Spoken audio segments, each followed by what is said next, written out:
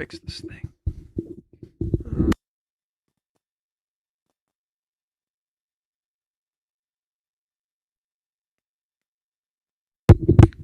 Okay, maybe that did it. Maybe that did it. Should I like adjust this to aim? There, you can kind of see more of me now. So, did we read Mute's thing? I only did a stream for the reaction, right? I never like read anybody's stuff or anything, right? I didn't even go to Twitter or Reddit or anything, right? I don't recall doing any of that stuff. Did we do that? I don't think so. I don't think we did. I could be wrong.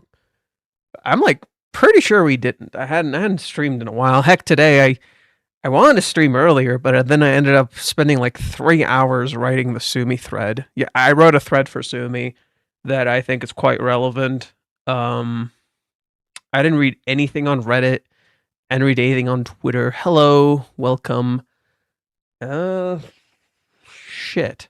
Where should I start? We could start with the thumbnail for tomorrow. How does that sound? That decent enough? Hopefully, maybe. I don't know. Again, we still have to like read a lot. Like, and on top of that, I want to stream RE1. I don't want to stream for too long today. I'm already streaming like really late. My stream's already like late as hell. Like super mega late. I'd planned to start sooner, but life. Plus, I've been feeling tired lately. I don't know what it is. I've been feeling like a lot more tired lately. I don't know if it's like the weather change or something, but like maybe it's the fucking weed. It fucked up my psychology, my physiology. The weed fucked up my physiology. The lingering effects are that long, I guess. Yeah, I don't know. Let me just open up my Photoshop for now. See what we can make. I have no idea what the teaser is about. It could be about Sumi. I mean, the Mami arc is seemingly over. So maybe we're introducing Sumi. I don't know. And then the spoilers are already out. So that doesn't help. The spoilers are literally already out, so that doesn't help. No, thanks. I'm gonna pass. Thanks. Not a good idea. I think what are you doing for today's stream? So we have a few things to do. One, I was thinking of working on the thumbnail for tomorrow, because there's the chapter tomorrow. Two, there's a lot we haven't read. I haven't read like anything on Twitter from Japanese fans, anything on Reddit from the serious discussions. I kind of just didn't do anything for the chapters recently. I've kind of been really bad about that. Like we're like 3 or 4 chapters behind on the serious threads. Like I think it's 3. It's 3. Yeah, I'm pretty sure it's like 3 chapters behind on the serious threads on or the serious discussions on Reddit. And then I was like thinking of playing RE1, but I don't know if we'll have time for that, all things considered. I mean, if I'm going to spend most of the time reading what other people wrote and discussing the chapter, plus a thread I already wrote, like I wrote one today for Sumi. Yeah, I don't know how we're going to have time for Resident Evil. I don't know if we're going to have time for Resident Evil. So we'll see. For now, let's just make the thumbnail. I don't know what to... So, okay, what was the teaser again? The teaser for tomorrow was what? It was harsh words or something like that? Hello? So, okay, let me double check what the teaser was. Oh boy, I'm already getting weird shit on my shit. Oh, thank God there's, I could have been in trouble there. Strong words. Okay, I'm just checking what Crumpy said. He told me what it was. Strong, tough words. Okay. I don't know what that could be. Could be relevant to Sumi. I had a theory this morning and I forgot it. I totally fucking forgot it. I think it had something to do with Sumi. I think my theory had something to do with Sumi. You know, which would make some sense because like Sumi needs to hear like tough words to do things. So maybe that's like Kazuya now because like I wrote a whole thread about how Kazuya is pretty much how Sumi used to be. I don't know. It seems like we're entering the Sumi arc. You know, it feels like we finished the Mami arc, we finished the Ruka arc, or like the setup for those arcs, quote unquote, right? They had their own little arcs, but they're not like quite resolved yet. So it feels like we're gonna enter some sort of Sumi arc now, or at least we're gonna hit the climax of this arc and all the because none of the arcs with the other female characters had any resolutions, not a single one. All of them just hit like a sort of climax, and something was introduced and nothing was resolved, and that's a very intentional thing that Reiji is going for. So it feels like now we're going to get into the Sumi arc, and the Sumi arc might start introducing some sort of resolutions. That's my guess. Again, the spoilers are out, and I don't give a shit. I don't want to read the spoilers. Okay, strong words. Okay, let's start with that. Strong words. Well, I'm going to have to make that smaller. Drag you over here.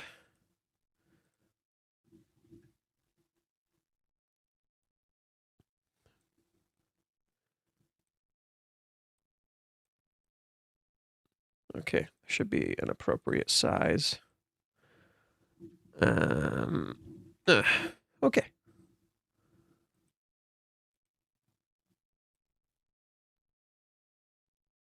Okay, good.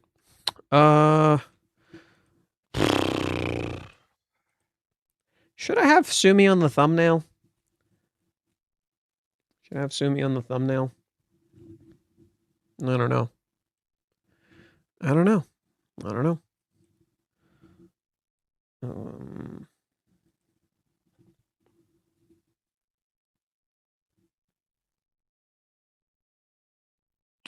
Decisions. What would be a good bait thumbnail? What would be a good bait thumbnail? You know, do I just put anime titties? Do we just put anime titties? That is the question. If you think about it, her mommy's brother did say some strong words. I mean, mommy's brother did say some strong words. We could go full ass butt naked mommy. Like so. Just do this. Butt naked mommy. Bada bing, bada boom.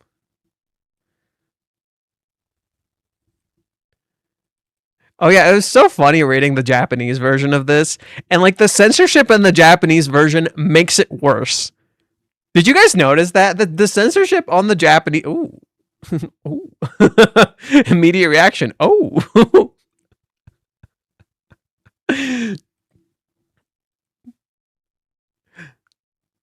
Like look at this. This is the English version. This is the English version of this. Now look at the Japanese version. The censorship is worse. This is worse. This is so much worse. That's like significantly worse because it's actually drawing your eyes to it. Good censorship does not draw your eyes to the thing that's being censored. Right? Yeah, that's a good way of putting it. It doesn't draw your eyes to the thing being censored. They just put white so you can't fucking see. That's so much more effective than this. Now I'm like, oh, they're hiding something. Guys, what is the plan here? This is terrible. And that's probably why my last stream was censored. Or not censored. They cut my ad suitability. They're like, oh, your video doesn't have good ad suitability. And it's probably gonna happen for this one too. Who are we kidding? It's gonna happen for this one too. They're gonna be like, oh, your video is not suitable for ads, so we're just gonna cut your ads. And I'm like, thanks, I guess. And then I just make less money. They like essentially cut the money I get. So yeah, I don't know. Okay, so where were we? Strong words. Well, if it's gonna be strong words, we need a strong color. If it's gonna be strong words, we need a strong color. Because this is kind of a lighter color. This isn't strong. We'll go for the reds, maybe. Yeah, that's good. Should I keep this color or like pick a different color? Which one works better? The blue or the teal? Blue or teal? Come on, people. Put me a blue or a teal. Which one works better? What are we thinking? What are we thinking? Blue or teal? Come on, say something in chat. Blue? Okay, we got one blue. We got us one blue. That's one blue. Yeah. Blue is a better contrast. Good, because that's what I was thinking. Okay, we got two. Now I'm content. We got two. Now I'm content. Okay. So we got that. Strong words.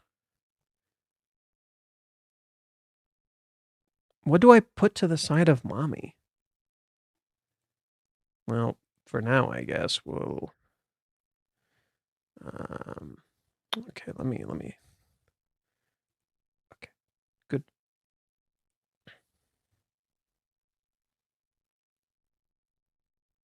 How about an ugly color? What's an ugly color? Like vomit or something? And why would I do that? What purpose does that serve?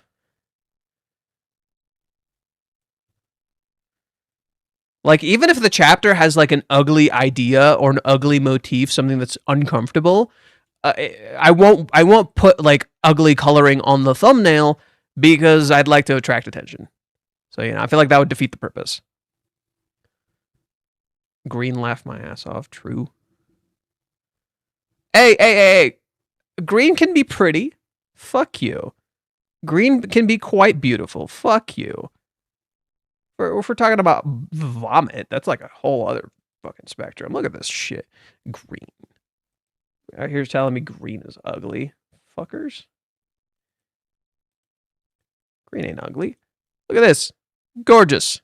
Look at this. It's gorgeous. Beautiful. Oh, look at that. Look at that. Oh. In a blank canvas is pretty bad. No, not really. I don't see why that is. See, like, this isn't that pretty. I don't like this particular color. But this is okay.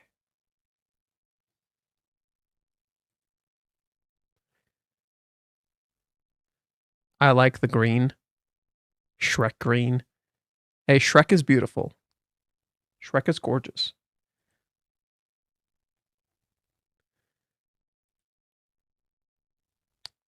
Maybe we'll stick with the green. I kind of like the green. Yeah, I kind of like the green. It doesn't convey strong words, but I like the green. It doesn't convey strong words, but I'm kind of liking the green.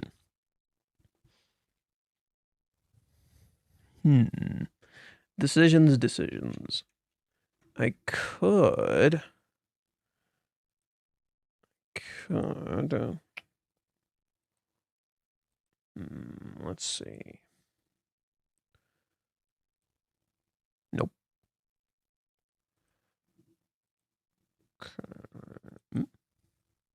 Nope. Nope. Wow, the blue really works perfectly for it. Burgundy. Shrek is daddy. I think the lighter green yellow tints work well, not gonna lie. Also fits Mami's general cuteness. Yeah, I mean, Kana Hirayama regularly uses green for Mami's entire motif, so it's definitely a thing. Even Reiji has somewhat used some of the green motifs for Mami. It just works for her hair and her entire color idea. Okay, so I don't know what to put to the side of Mami. I don't know what to put to her side. I don't even know if Mami's going to appear in this chapter. Like, I think this is the first time I've been absolutely bewildered by what to expect for next chapter. I think this is one of the first times I've been like, I just don't know what to expect. We could see Sumi. That's the only thing that like makes sense for me. We could see Sumi, but I have no fucking clue. That's kind of it. This is the first time I've been kind of just outright bewildered on what to expect next time. And like usually by this point, I would have figured it out. Usually by this point, I would have just figured it out. But I got nothing. I got nothing by this point. I honestly like just Mami in the thumbnail. Doesn't feel like enough. It could work. It could work. I don't know. Like, yeah, it could work. Mostly because I got nothing. I mean, here, thematically, this makes sense for me as a creator because there's nothing on the canvas. There's nothing on the canvas. Get it? Get it? I'm so brilliant. I didn't just come up with this by pure fucking accident. I got nothing. That's what this canvas says. I got nothing. I'm in the blank, bro. I don't know what the fuck to expect. Looks better than just Mami. I mean, if it was just Mami, it would suck. Like, if I remove the words, it would fall apart incredibly quickly. See? But it needs the words. The words complement it. Is Mami centered? I think she's centered. Yeah, I think we'll just leave it like that.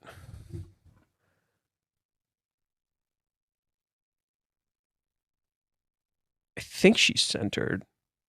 Am I crazy? Yeah, I'm pretty sure she's centered. I was wondering if we are sure Sumi will be the next chapters. You wrote a long thread about Sumi. I was wondering if you're sure Sumi will be okay, you wrote that twice. No, I never expected Sumi to appear in the next chapter. I merely wrote a thread about Sumi. That's it. My thread was more so predicting when Sumi would ultimately interact with Kazuya, but that wasn't me predicting Sumi was going to show up. I actually didn't even really mention that. I literally didn't even really mention that. I just said when they inevitably meet, there's something there. But I didn't like say Sumi would actually be present in the next chapter. I have a theory she might. Like there's a real chance she's gonna show up either next chapter or at the very end of the chapter. You know? I could expect strong words to be from Minnie. You know, I could expect strong words to be from Minnie. Maybe Kazuya says some strong words about Chizuru. It's kind of really hard to predict or know, to be honest. So I'm just not sure. I don't really have much to go off of. I haven't gotten to read. Has it already passed 3 weeks already? I think so. I'm pretty sure we're at least at 3 weeks at this point. So that's probably what you're seeing. What? She's off by a slight bit to the right based on how she's not really standing straight. You can tell her traps, which are off-centered. Her thighs are centered with the thumbnail, though. Yeah, pretty much that's my issue. She is a little bit off. But her...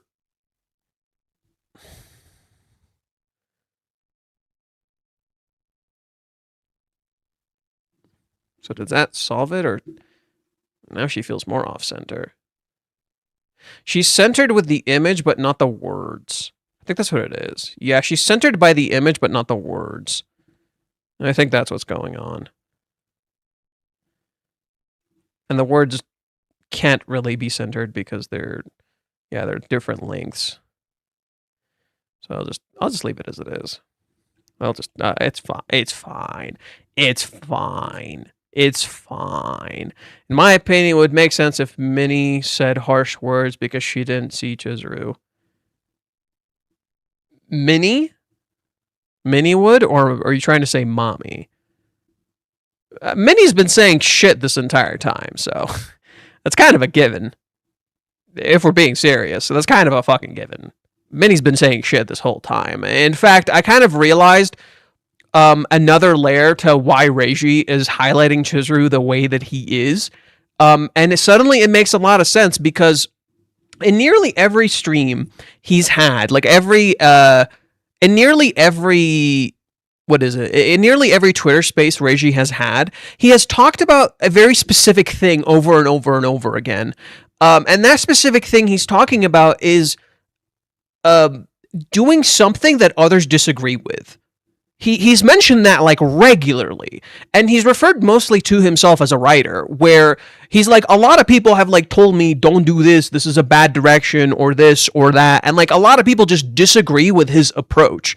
And I think when I looked at it with that sense, Chizuru suddenly started to make a lot of sense to me, because what we don't understand about Chizuru's character, she knows all too well, and she knows she's going to be criticized for it, but she's choosing not to listen.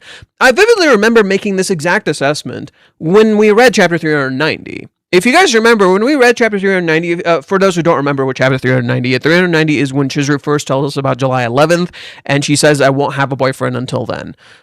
When she says that, I vividly recall thinking and saying, like, to you guys, and even writing about it on Twitter multiple times, that Chizuru was essentially making a decision regardless of how bad she looks. And this makes a lot of sense, because in Hawaiians, Chizuru's biggest struggle was being afraid of looking bad or being hated by Nagomi. A lot of Chizuru's struggle around Hawaiians was just the fear that she would be hated by her family. And now Kazi is the one with this fear. Kazi is the one who's utterly terrified to be hated. You know? And Chizuru, in contrast, is making choices that are making the readers actively hate her. And I think that shows that these are real choices, because you will make choices in life that there will be people who will just not understand and will not agree with and will think you're a bad person for it. And I think Reiji is writing that incredibly intentionally. And then in contrast, he shows characters like Minnie and Kazuya not understanding Chizuru and thinking she's really cold. How often do we get people who come in to chat and regularly say, oh my god, she's selling her childhood home. What a cruel, vindictive person. She doesn't appreciate this. Then you look at it from a completely different perspective, and they're clearly not considering any of the monetary or emotional weight that this house has on her. That it's not easy for her to handle it alone. So Chizuru is willing to make a hard choice that you simply will not fucking understand. And I think that's so fascinating from a writing perspective, because so many people just disagree with Reiji as a writer, and then now so many people are disagreeing with Chizuru. And so if you understand Chizuru and what she's going through and the decisions she's making, you can understand how Reiji as a writer feels. She's literally reflective of him as a character, as a person. She's reflective of him as a person. It's a meta writing perspective, where literally the character is reflecting the writer's own struggle of trying to do this thing, and everyone keeps telling him he's a fucking horrible person for doing so. You know? Literally everything people are saying about Chizuru, they're saying about Reiji. And I think he knows this. And Chizuru is literally being written this way on purpose. You're meant to be pissed off, right? Unless you understand. Unless you can empathize with the person and look past yourself, you're going to hate these decisions. It's really that simple. Unless you can admit to yourself, you don't know, right? Unless people are willing to admit to themselves, they don't know what the fuck is happening, and we're just making a lot of assumptions, then they're not gonna be able to look at the character or the writing honestly. They're gonna think it's bad and stupid and it doesn't make any fucking sense. And then when it inevitably catches up to them, or us, or the readers, whatever, we're going to be like, oh, wow, I didn't understand anything. But even then, there will be people who won't be able to see. For a very simple reason, even those who like don't understand things, when they look at something, because they don't understand, they're not going to be able to comprehend what they're looking at. And that's pretty much essentially Plato's cave, or the allegory of the cave, where, yeah, because you don't understand things, you're going to look at it completely out of context, and not have any context, and you're not going to get informed, and all of a sudden you're going to be like, oh, well, I get what it is, but you don't. You don't know what the fuck you're talking about. And I think the true people who can really learn anything are the ones who admit they don't know what the fuck they're talking about. And I think that's why, like, I feel so confident in my assumptions and writing analysis bullshit that I say to you guys, because I'm constantly telling myself, and I'm aware I don't know things. Like, you'll see me constantly say in chat, like, I feel like I don't get it. I feel like there's something I'm missing. Like, seriously, watch how many of my streams, and, like, I regularly say this at some point, I feel like I'm missing something about the chapter. I feel like there's something I don't understand. Or I need some time to analyze this or put two and two together. Or I'll say something like, I need until like Sunday, like after, like if the chapter came out Tuesday, and I'll be like, I need until like Sunday to make my proper analysis of the chapter because there is just something I don't understand. And I think Reiji is very much leveraging that on purpose. There is meant to be a lot of things that don't make sense on your first read through. For instance, my analysis of Mami in the recent chapter, I would argue isn't inherently fully correct. Like, there is stuff about it that are not correct. In particular, Mami is trying to essentially say here that what I'm feeling for Kazuya isn't the same as what my brother is describing. That's why she gets mad. But there is a truth to what her brother is saying. You know, that's kind of the whole point of what's going on with Mami here, is that there's a truth to what her brother is saying, but she's trying to say this isn't relevant to that. But you wonder to yourself, is it not relevant or is it relevant? Because at the start of the series, you could absolutely say it's relevant. But maybe by this point, it might not be relevant. The truth is literally somewhere in the middle, right? The truth is literally all about perception, and it's somewhere in the middle. So this entire sequence of this chapter, the whole point of this chapter is that it's basically a lie and a truth at the same time. And you have to figure out what you perceive to be as the truth in all of this. That's kind of the whole idea, is like her brother is right, but there's layers to why Mami is pissed off. You know, it feels insulting to be told that her feelings for Kazuya are literally just her trying to get him back. He's literally essentially comparing, like, her brother, the reason she gets pissed, I'm going to describe it to you now. The reason she gets so pissed in this sequence is pretty simple. Her brother essentially compared Kazuya to a fucking meat bun that she decided on really quickly, and then all of a sudden decided she doesn't have it, so now she wants it back. But Mami has been deliberating about Kazuya this entire time. She's been thinking about him for the past, like, whatever months. So to Mami, it's what he's saying is really insulting her feelings, and he doesn't know that because he has no context. He's ignorant. Yes, and he literally asks, why are you so mad? He doesn't know, right? There's literally a whole bunch of layers to this, and a part of it even connects to her dad, right? He's insulting to her in the same way that her dad is insulting to her. He's literally an enforcer of her own father. He's literally not aware he's insulting her in the same exact way that her dad insults her. That he's essentially dismissing her feelings as these stupid, fickle things, and she's not thinking about it all the way through. Her dad said something almost identical in chapter 215, where he literally said something to her along the lines of, oh, you don't get it. You just don't understand. And he is essentially saying, oh, you're not aware of your bad habits, your bad tendencies. And yet Mami essentially shows she is aware of her bad habits by literally throwing this thing back at her. And at the same time, when you cut back to this sequence, Reiji intentionally shows you her ear, which is missing an earring. Mami said she started all of this because she was missing an earring, almost as if to show she doesn't care about the earring. Kazuya matters to her more than the earring. But there's an interesting thing here. Did the earring ever exist? You don't know. That is the whole idea. This chapter leverages this idea that you have no fucking clue. You don't know, period. It's that simple. You have no fucking clue. Is what Mami's saying actually her feelings? Or is what her brother's saying actually true? Did the earring ever exist, or is Mami picking her love over her earring? You don't know. You never saw it. You have no way of knowing. Did Mami plan all this, or was this accidental? There's an intentional parallel being struck to the very beginning of the series where Mami did plan this. But you don't know if she did this time.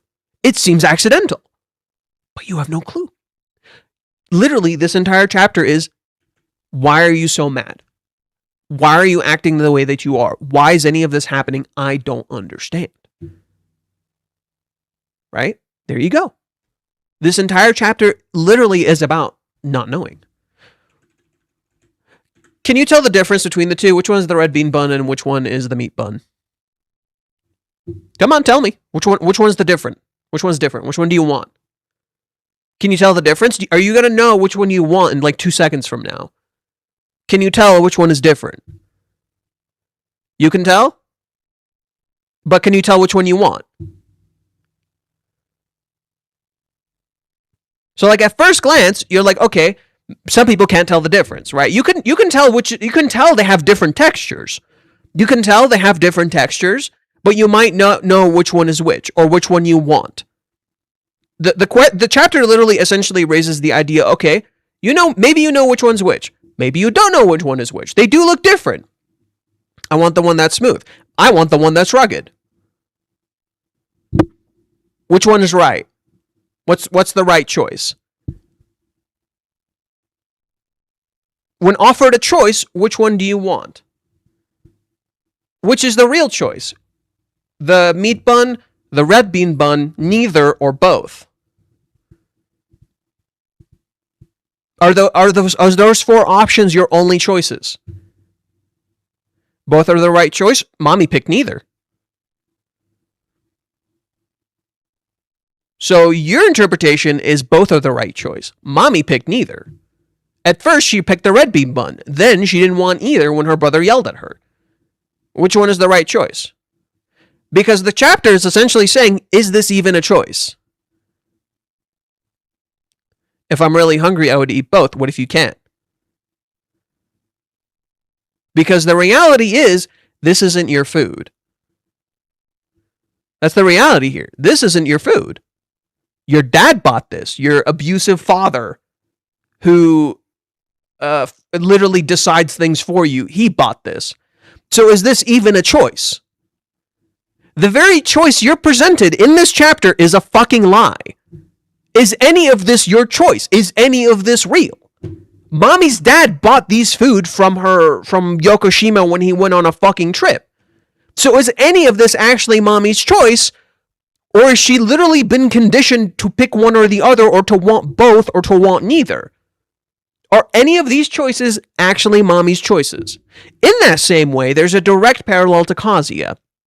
Kazuya made no choice with Chizuru. Period.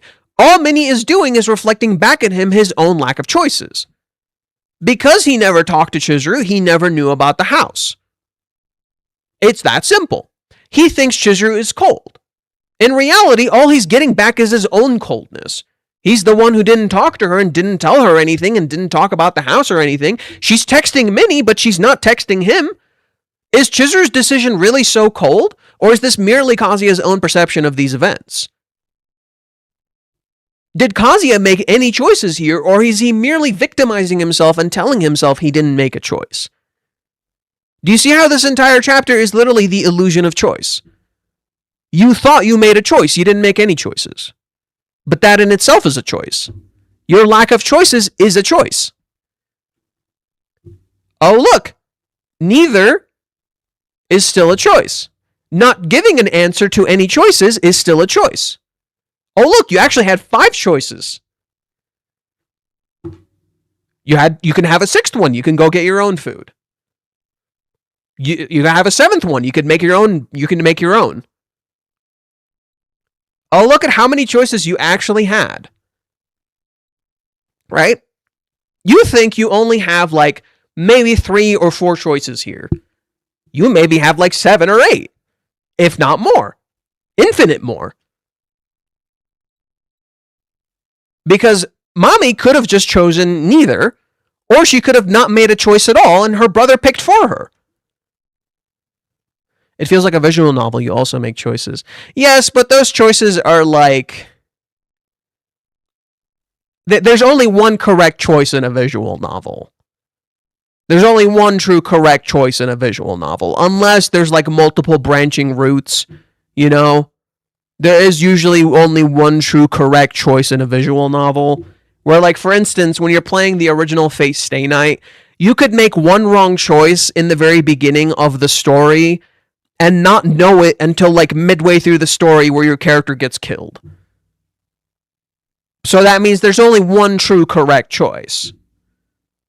But that in of itself is not really a choice. It's literally a choice that's forced on you by the writing. You didn't truly make a choice. Whereas something like Resident Evil 3 is more of a closer to a real choice.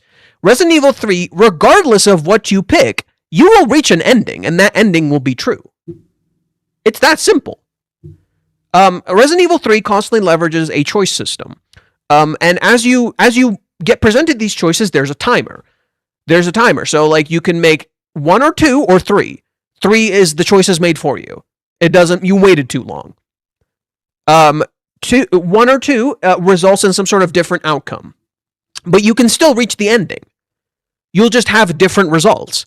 So there's a part where, depending on the choice you make, you can get a completely different Nemesis boss fight, which is sick as fuck. And of course, the remake doesn't have this.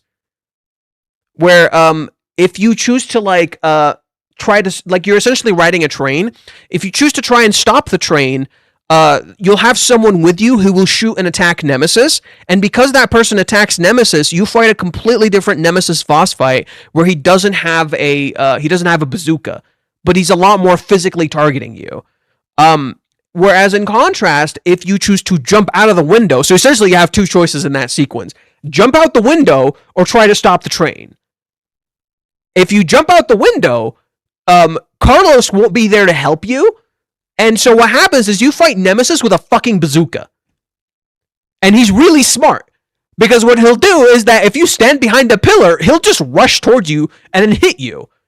The AI literally adapts. So if anything, like fighting, you essentially have one or the other, but they're cool trade-offs. Where it's like you can have a completely different boss fight, completely different experience on your second playthrough, but that experience does not negate the ending. No matter which choice you pick, you'll still get an ending. And I think that's more of that's closer to a real choice, whereas in a visual novel, it's just a bunch of not true, fake endings, you know? That's kind of what made shit like Nier Automata fun, because technically every ending is a real ending. It has 26 different fucking endings, and every ending is technically a real ending. That's so funny. That's literally so funny. That's why I fucking love Yoko Taro. He's so dumb. I know Silent Hill also does shit like that, where it's like there's a bunch of different endings and they're all technically true endings, but there is a true ending, you know? One could say the choices represent reality versus illusions, like what Kazuya experienced. Yes, that's actually a good analysis. It's literally reality versus illusions. What is really your choice? And that's the difference. Chizuru is not present in this chapter because this entire chapter is literally about not making real choices. This entire chapter is literally not about making real choices, whereas the only person who made a real fucking choice in this chapter is literally merely talked about. You merely talk about Chizuru, whereas you don't really see her. You don't really see Chizuru because you're trapped in an illusion. You're not in reality. You're in fiction. So you don't see Chizuru. You think Mami made a choice here, but then you have that question in the back of your mind. Did Mami truly make a choice here? You don't know. It looks like she looks determined. Look at this girl. She looks really fucking... Oh my god, you guys can't see anything. I gotta turn on the lights. Give me a sec.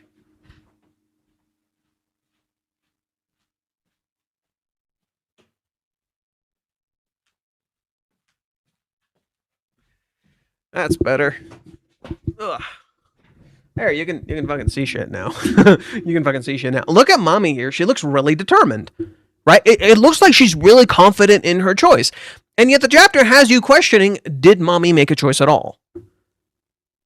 Did Mami make a choice at all, or was she merely following a sort of programming? As if she has been conditioned this entire time by her family. Were any of Mami's choices really her own, or is she still making choices based on her environment that her dad has given her? That the truth is, Mami didn't make a choice in this chapter. Why? Because someone else is still deciding her future for her. It's that simple. Her brother criticizes her choice, telling her she's just trying to get back what she lost, not realizing he in some ways is also he's the one who asked her about the question in the first place. right? He presents her a question and he doesn't like the answer to it. So he criticizes her. Just as you, as the readers, criticize Mami for making a choice you don't agree with. But you're the one who asked the question in the first place. How is that fair to her? Is that, like, do you see the problem? You get to criticize her because you're not in the position of making the choice. You left the choice up to her. That is exactly what her brother did. Did her brother make a choice at all in this sequence? He offered her a choice.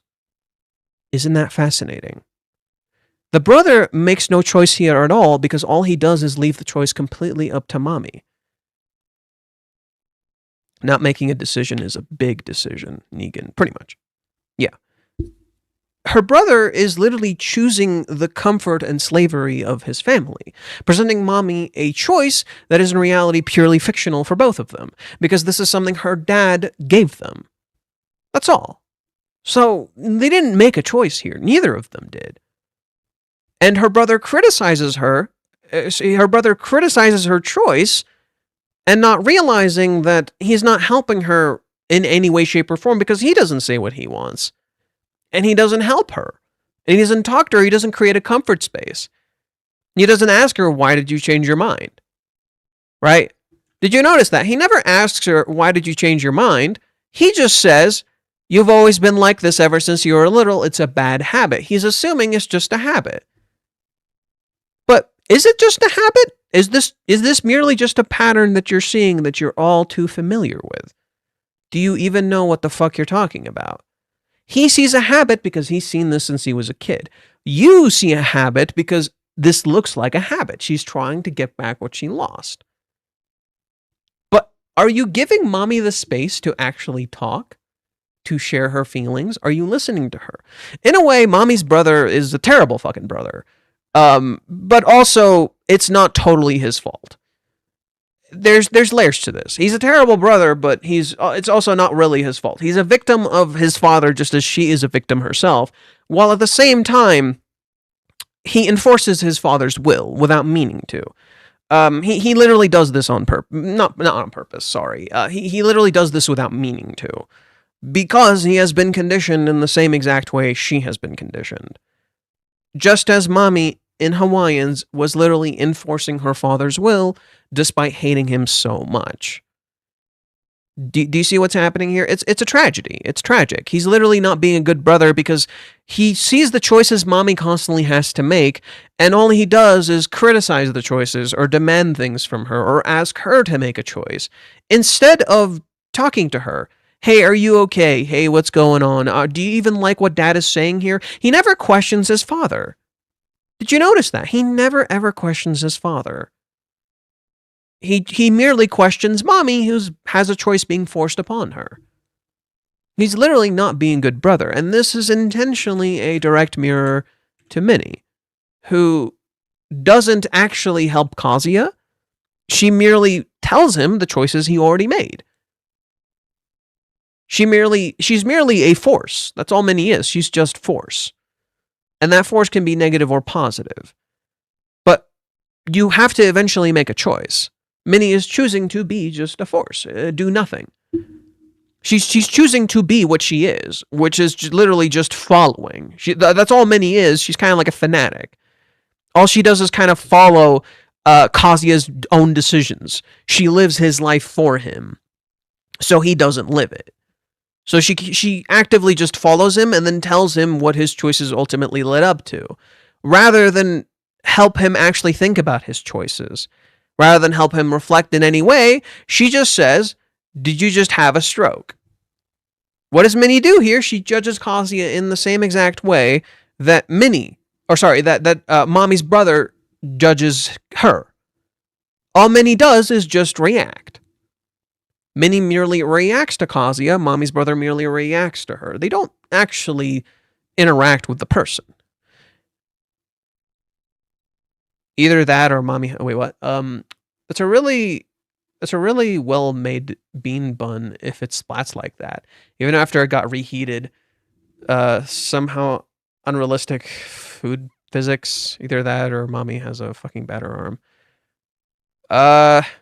Well, you are essentially told that, like, okay, so one, this is a well-made bun. That is absolutely it. Because during this time in Japan, they don't sell actually heated red, like bean buns or steamed buns. They don't sell those at this time that are heated. They sell cold ones because it's past the point where you're supposed to eat them. You usually eat them in winter. So the fact that her dad even got some shows that he got some high quality shit. So yes, this is meant to be high quality shit. So cool detail there, I guess. I didn't even notice that. I didn't even put two and two together. But yeah, no, that's her dad would have gotten high quality shit. It makes some sense. Let's see. You could say that Mami's brother is a mirror image of Minnie. That's pretty much what I said. So it's not healthy and abnormal by having bad siblings. Wait, what?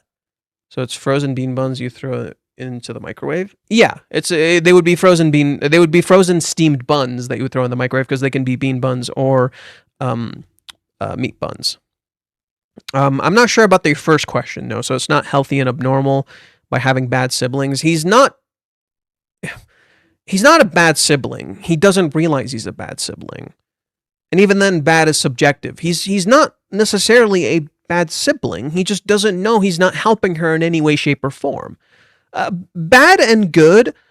How do I describe this without like sounding pretentious as shit?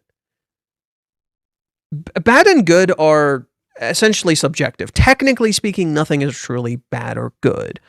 Thinking it makes it so. I'm pretty sure that's like a fucking quote from Shakespeare. Yeah, I'm pretty sure that's like a Shakespearean quote.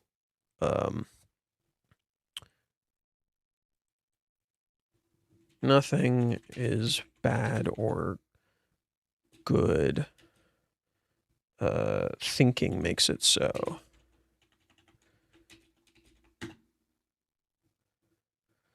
Yeah, it was a Shakespeare quote.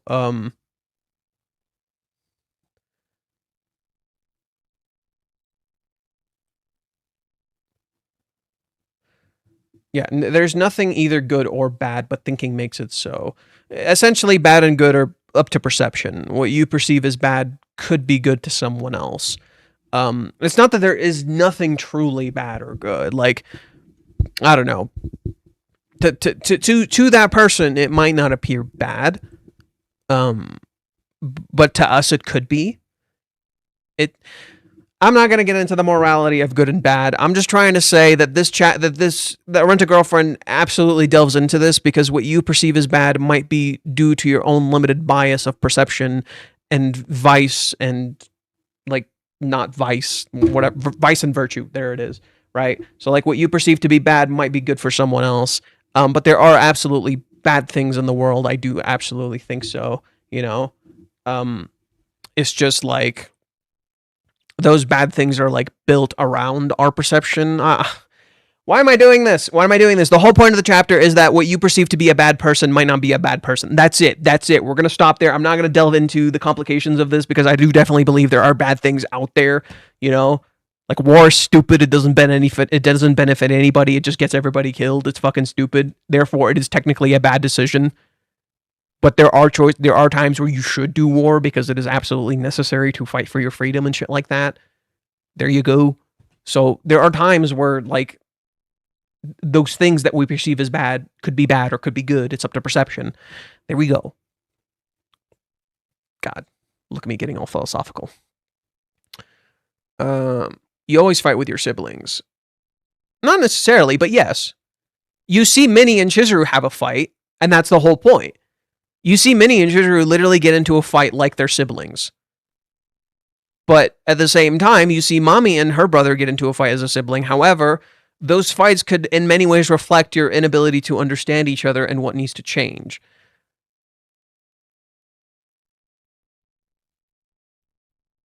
It's been reheated with very much affects how bean buns will be hardened. So unless they added some extra milk or water, it wouldn't be able to keep it from that well after adding heat. But they just steamed them again.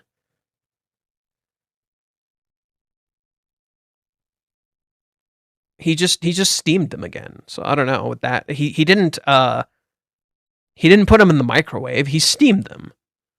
I feel like that would keep them kind of moist. Because if you put it in the microwave, absolutely. Right? If you just toss these in the microwave, maybe. But it looked like he steamed them. Anyways, this is pointless. It's like the light and the dark side of the force. Neither are bad or good. It's how you use it. Pretty much. And the dark side like needs to exist alongside the light. There will always, every time you open the light, it'll cast a shadow. It's that simple. You turn on the light, it will cast a shadow.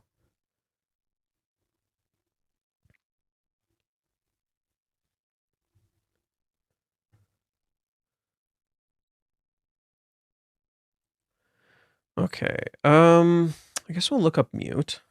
Oh yeah, so there was nothing for the Resident Evil announcement. Or like, sorry, the what is it? The Resident Evil 30th anniversary. At least not yet. Let's see what Mute wrote. I don't think we read this. I don't think we did. You want it because you don't have it, but did Mami start wanting Kazuya because she lost him, or did she want him from the beginning? Ooh. There we go. See, he's asking the right questions. Did Mami want him from the beginning? Because there were signs she wanted him from the start. In Yokohama, steam buns are sold year-round, right? When her younger brother asks her whether she prefers pork buns or red bean buns, Mami chooses the pork bun with a blank expression and in silence. It's important to have that foreshadowing that she was thinking about what Kazuya had said to her, and then either one would have been fine, or that she wasn't really interested.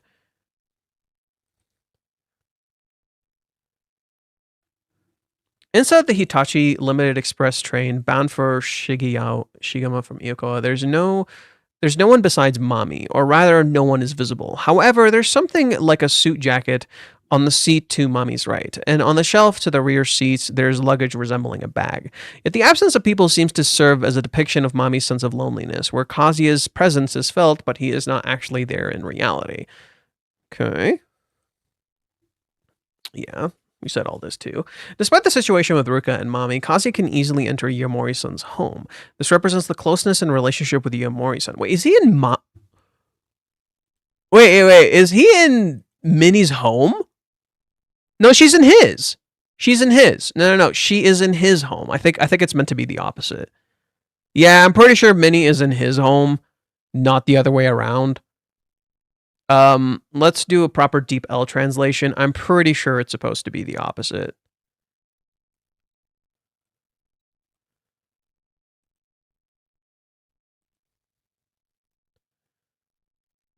Come on.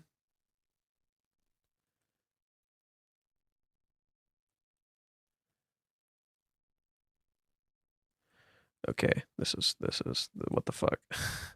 Translate, please. It's not that difficult. It is not Minnie's home. You can visually see it's Kazuya's. Look at the place. It doesn't have any of Minnie's bullshit. This is intentionally showing you where Kazuya lives. This isn't Minnie's home. It's clearly this is Kazuya's building. These are Kazuya's stuff. Everything you're seeing, look at this. It's Kazuya's place. It's obviously Kazuya's place.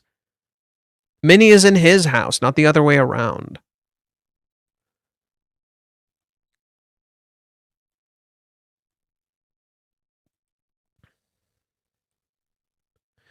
Okay, why the fuck is it not translating?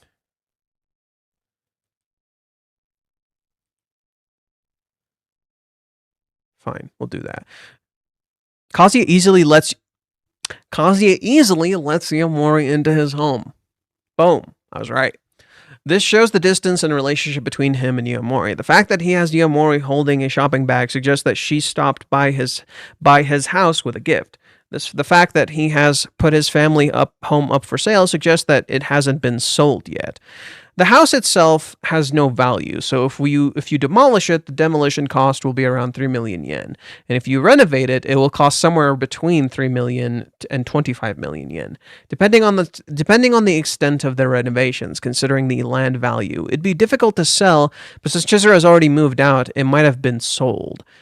Yamori says property tax is insane, but as I calculated the other day, it's about 1,900 yen per year for 3 TSBO and 220 yen for 40 TSBO. So the idea that living in an apartment is uneconomical doesn't hold up numerically. Kazuya lives in a cheap place, but that's because the average rent in the Nirama area is around 100,000 yen per month. To avoid such criticism, reasons such as we were prepared it's too big to begin with, and a lump sum of 500 million yen is coming in are given. But it seems that drama was prioritized over numerical consistency. Well, there is one tiny problem with this argument, and that's particularly because this is a real house that Reiji knows about and has taken pictures of. So what I could have seen happen, and this is maybe how the error could have occurred, is that Reiji asks the people that he's taking pictures of the house of, hey, what would this cost if I put it up? And that could have been how Reiji came to this conclusion of this particular number. Whether it's accurate or not is a whole other discussion. And again, there is another reason to Chizuru's choice. A huge part of it definitely has to do with Chizuru just wanting to kind of get out of that house. It's definitely like an emotional trap for her. But does Minnie say like a very particular set of numbers or no? I'm curious. She doesn't seem to be saying any numbers. I just don't see like immediate numbers. Maybe they're written down.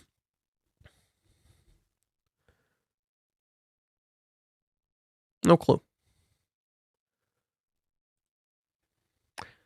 Okay. Kazuya wasn't particularly surprised when he heard in chapter 256 that Chizuru was thinking of putting her family home up for sale.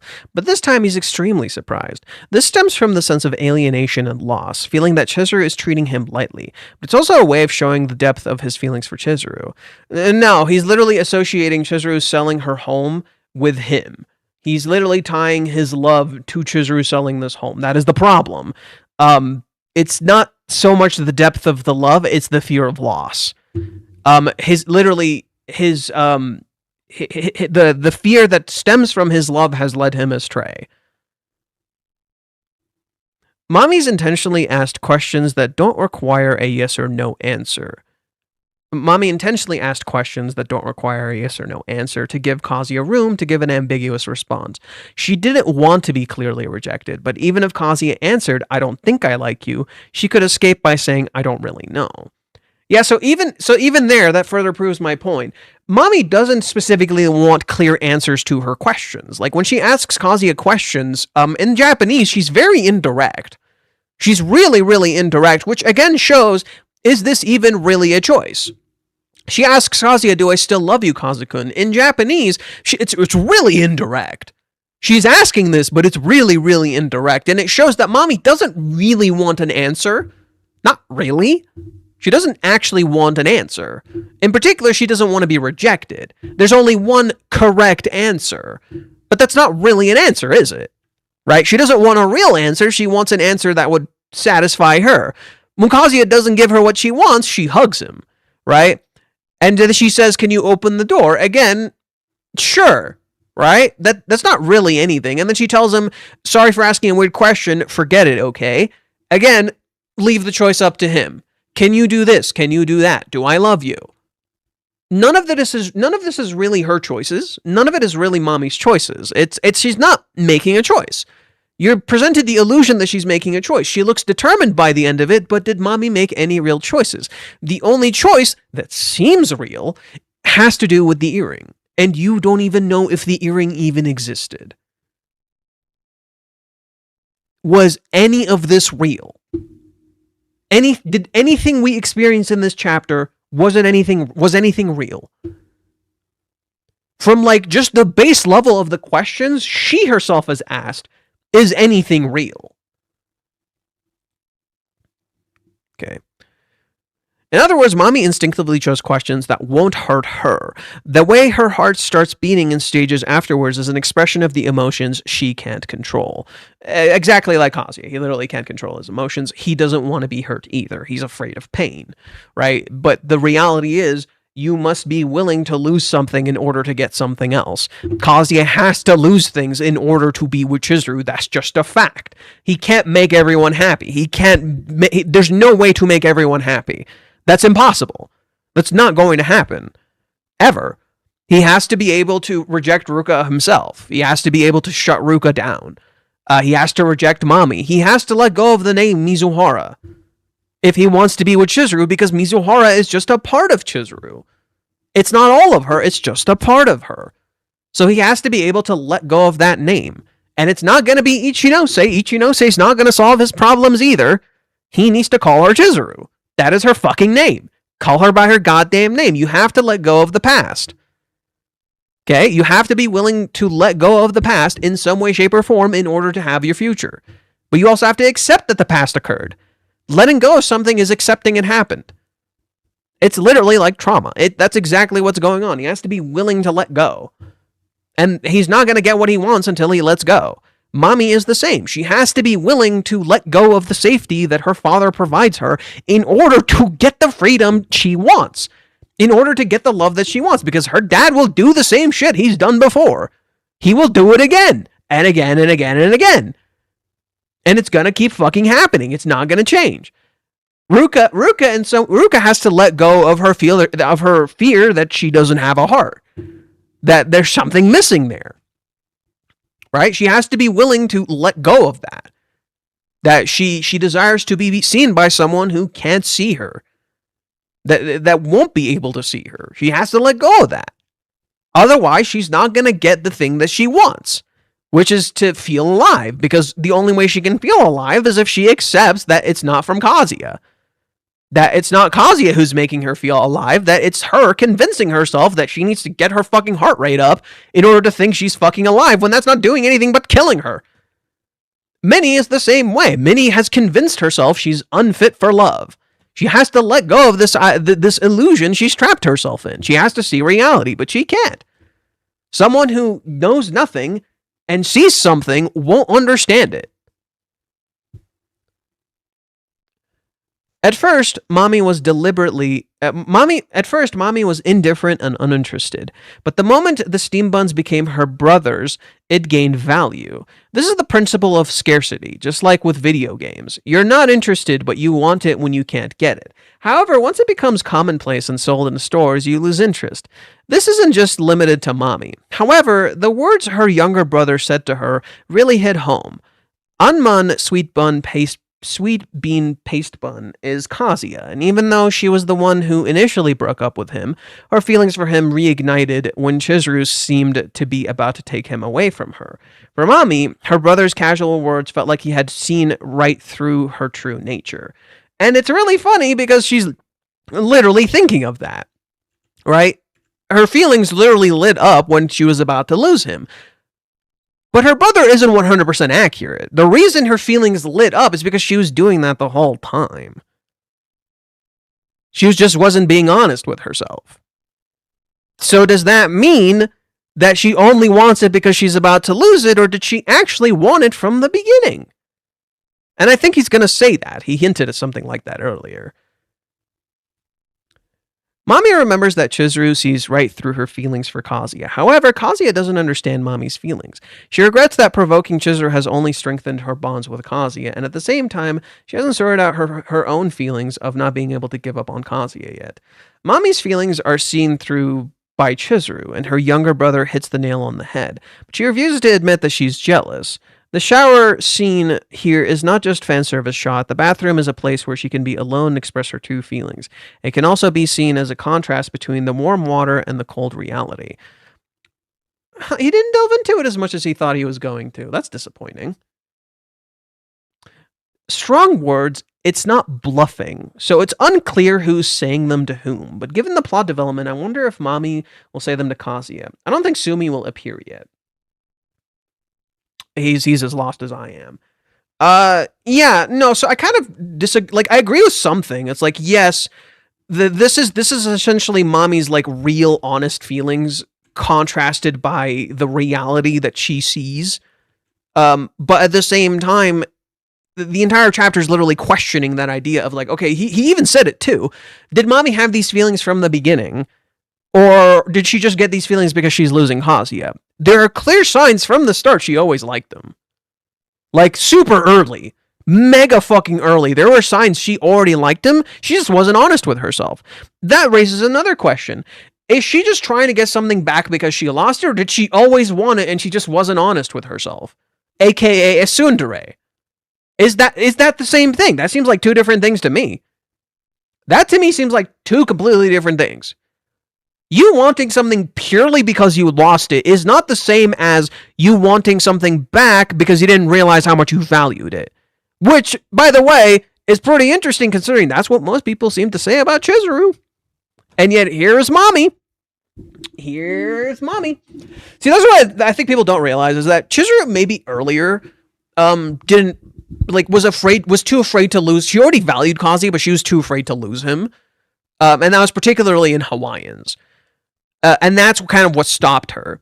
So people look at Chizuru and assume, oh, she's not going to realize she's going to lose him until, like, she's gone, or she almost loses him, is stupid because she's the one who rejected him. She's the one selling her house. She's the one drawing lines. She's the one who openly said, like, I tried to reject him to set him free and it didn't fucking work.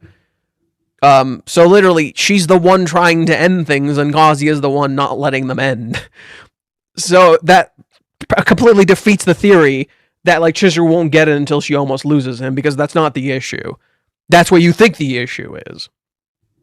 Anywho, yeah, it didn't seem like he had much of a theory either. Damn. I guess we're all in the dark. Okay, so I was 417 serious. There we go. Wait, what? If you hate 413, you're missing out. Is there something weird here? Oh, dude, I'm so sick of these. This is AI colored. For those who can't tell, this is literally AI colored. You can just tell. You can just tell they did not color this. This is AI colored. I'm so fucking sick of this shit. It's so fucking lazy. It's so devoid of life. You can just tell.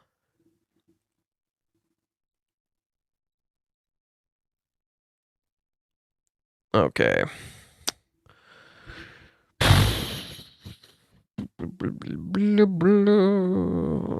Okay. I'm surprised at the depth of this chapter. On the surface, it looks like a quick resolution to the car encounter that separates that she lets him go shortly after, the love question. But everything around the story says is that it isn't over. First, the buns. The choice of the meat versus the bean buns is trivial. It doesn't matter. It shouldn't matter. But it's not just a choice of snack because it's at her home with her brother, and it's a gift from her dad. The dad who crushed her first romance. The dad who arranged an engagement to a different man. The dad who probably knows nothing about Kazuya or Mami's actual feelings. She chooses the meat bun, but not sweet, but substance, nutritious. The mature choice, if there is one. That's a good catch. But she can't stick with it. She leaves it uneaten and lays on her bed, flashing back to the car with Kazuya again and again, flashing back to Chizuru's words about sorting out her own feelings. Kazuya sidesteps the love question by playing dumb, which is for once the right move. No, it's not. It really isn't. It really isn't. You want to know? Okay, well, the right choice is completely up to perspective, of course. The right choice is absolutely up to fucking perspective. But for Kazuya's own feelings, what does he want? If Mami was going to ask that, he would just say, like, I'm sorry. Like, this is how I would approach it if I was serious about my feelings for Chizuru and knew what I wanted. Right? And you have to think about what you want to say. Why do you want to say it? So, for example, if you cared about Mami, one approach you would do would be like, okay, I'm sorry, Mami. Like, regardless of what you feel, I love someone else. Even if you love me, this can't work. I think you need to find that answer for yourself. And I appreciate you. And if you do love me, I appreciate that. But I'm sorry, I don't have feelings for you. Something like that. But that's if you want it. It's just if you care about Mami and you're trying to let her go. You could try to say, I do want to be friends. I do want to help you. I do want to listen. But Kazuya doesn't do this because he doesn't know what he wants with Mami. Kazuya playing dumb solves nothing. This is why it's not really a choice. It's a choice in not being a choice. Right? It's a choice in that, yeah, he made a choice. It's not the right choice. I don't think this is the right choice because all it's done is perpetuate the cycle. So I just disagree with that. Playing dumb is not the right choice, especially while she's holding you down. Like another thing he could have done is like take her arms off. You could say, "Mommy, please let go. I feel uncomfortable." Instantly backs up. And then when she backs up a little bit, be like, "Please wait before you leave. I do want to talk." This is how you create space. This is how you communicate to people. You first set boundaries, and then you make them feel comfortable and that you're going to listen and you're going to care and you're not being dismissive. Okay? But there's a whole other fucking layer of issues where Kazuya doesn't even talk about what the fuck Mami did to Chizuru, so whew, that's a whole other fucking ballpark. That's why my solution literally would never work. The solution I'm describing to you literally would never work because there's a whole other layer of issues going on here, like the abuse and all that other bullshit. Anyways, let's see. She holds him tight for just a moment, but then asks him to open the door and lets him leave. She even apologizes for the weird question. She asks him to forget she even asked it, but she can't forget it. She takes the bean back. She takes the bean back to her brother and demands the bean bun. When he calls her out for wanting the thing that she chose to pass on, the subtext isn't subtle in this one. She fastballs it right into her brother's shirt, petulantly declaring that she doesn't even want one. Finally, we see her in the shower, blushing deeply, fists clenched, thinking about both Kazuya in the car and Chizuru's kiss in front of the family at Hawaiians. It's not like that, you idiot. Is she talking to her brother with the buns, to her memory of Chizuru, insisting that she doesn't have those feelings? To Kazuya, wishing he'd realized that to Kazuya, wishing she'd realized that she has feelings, that she's feeling something real. Maybe she's talking to herself, trying to convince herself what she's done or doesn't feel. Also note the progression in this question. She's asking him, Kazu-kun, do you still love me? Hey, what do you think? Do I still love you, Kazu-kun? For her, this is nearly as big a progression as Chizuru going from I don't not like him to I might be in love with you. It's not just a shift, what are your feelings, to what do you think my feelings are. It's also an escalation. She's talking about the erotic nature of a car's back seat. She's in a short skirt. She's wrapping her arms around legs around him, pulling him tight against her. This is blatant as she knows how to be, short of, having an honest conversation, and now she's flustered and frustrated mess. I suspect we have some interesting developments coming from Mami. Sex is an entire driving motif of this current arc, so yes, he's absolutely correct. But then there's Kazuya and Chizuru's B-side. What?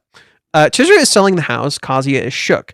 He already lost one home where he shared a life with Mizuhara, the apartments due to the earthquake. Now he feels like he'll lose the actual home he shared with her. And it's not just a place that was important for them, but for her whole life, childhood, grandparents, etc. She's moving out today. Minnie doesn't know the address. Kazuya is spiraling. But we don't know anything about her decision to sell. Minnie blames property tax, but that sounds exactly like something Chizuru would say to avoid telling Minnie a personal answer, like I miss Kazuya too much, or I want to use the money to leave rental girlfriends. True. I think this is that's a good one. Trying to use the money to leave rental girlfriends. Oh, there it is. I think this is set up for her to start fresh, trying to cut ties with the past so that she can take on a life with him. But that's the tragedy, though, is that on one hand she's starting fresh, on the other there is an element of loss. However, Chizuru is willing to lose something to be with him. That's kind of, I think, the secret choice of what's going on here. Chizuru is willing to lose something. You think Mami is so that's the big underlying hidden theme that I just noticed right now. That Chizuru in this chapter is willing to lose her family home to be with Kazuya, while Kazuya thinks she's not willing to lose the family home.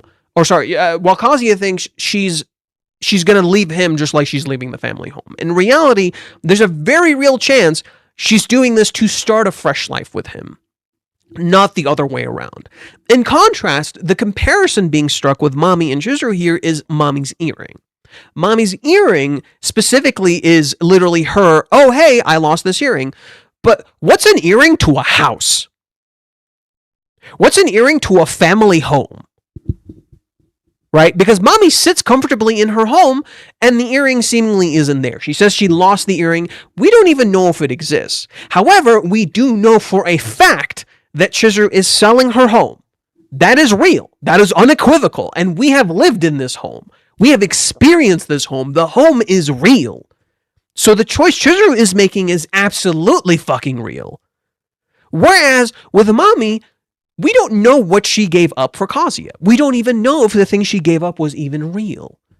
Because we never saw the earring for ourselves. So how can you say Mami's choice here is even real? How can you say Mami's choice is real at all? You have no way of knowing. You didn't see it. You didn't see the earring with your own eyes. At the very least, during the beach arc, you actually saw Mami's bracelet that she said she lost. She actually threw a bracelet away. That was real. She wasn't fucking lying about the bracelet. The bracelet was real. You see the bracelet. However, she was just lying because she was trying to be with him. However, was that truly a lie, or did she actually like him? Right? You don't ever get the answer truly. However, you never see the earring here. Did Mami truly sacrifice anything to actually be with him? The answer is no. Because you never saw it. Therefore, it isn't real. Even if the earring exists, what's an earring compared to... Like, she's not actually committing to Kazuya. Whereas Chizuru is clearly trying to start fresh with him. Right? She's literally cutting ties with the past so she can focus on her future. And that past probably connects to Rental in some way. Kazuya thinks she's cutting ties with him, not realizing he is the future she's aiming for. He doesn't get it. But that's the thing. I think I think Chizuru needs to kind of accept her past. Maybe not letting go of the home. Like, I think the home should stay, personally. That's my personal opinion. I think the home should stay. I think Chizuru needs to accept her mom and her past and Mami, right? That they existed and they're real, and she doesn't need to give them up.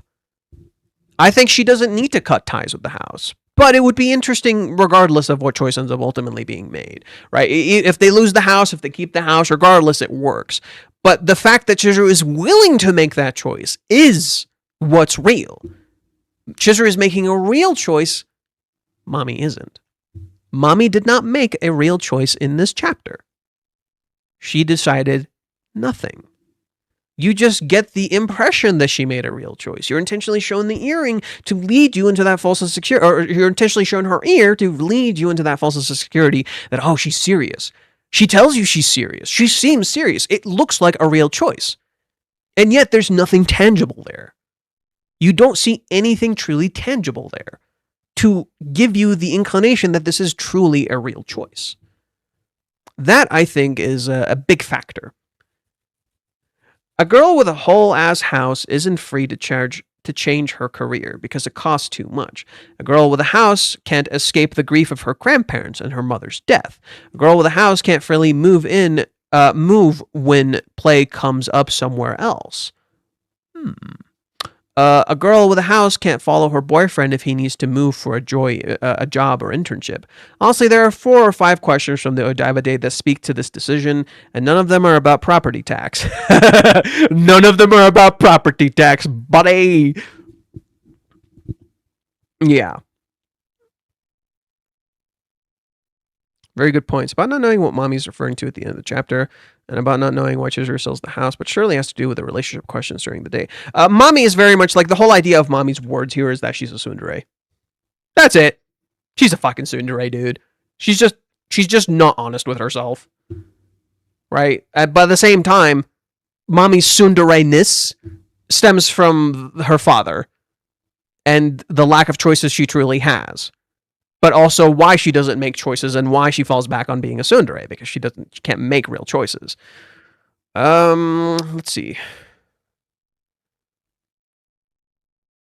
If Mami's going to act, I feel like she's going to save Chizuru for last.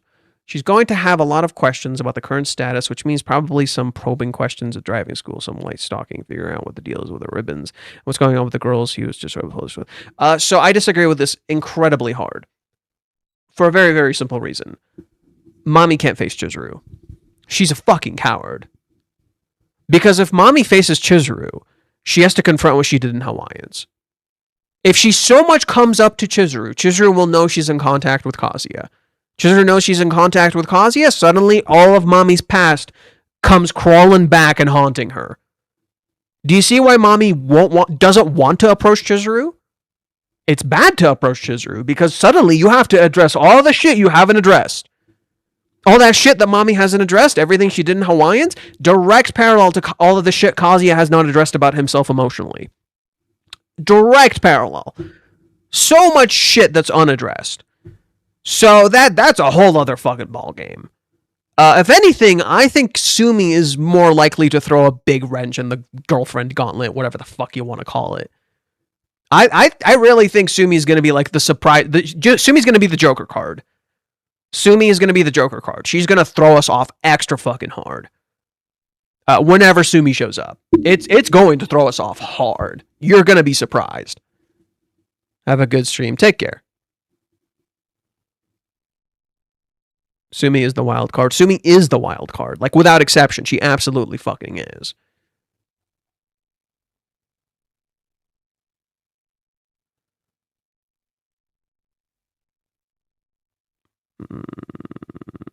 Oh, Varicus. It's been a while. It's been a while. Does Reiji have a Twitter space right now? Are you fucking serious? Are you fucking serious? Right now. He has one right now. You cannot be fucking serious. Oh my... Bro. The fuck? The fucking fuck? Oh my god. Okay, I gotta make sure you guys can't hear anything. Okay, good. You can't. Start listening.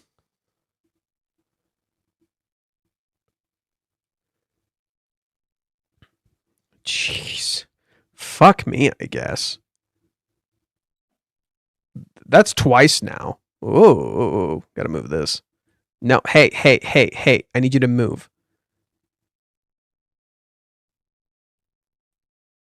Okay.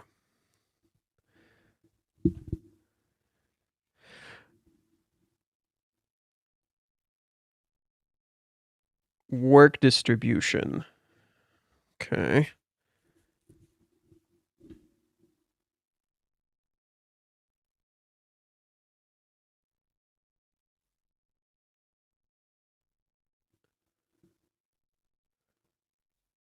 Huh.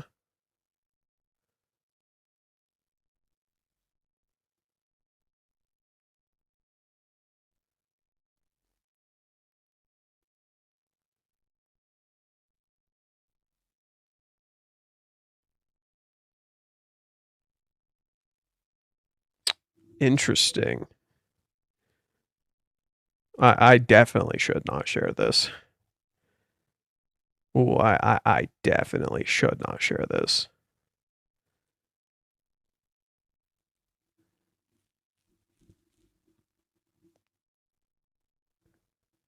%, I should not share this.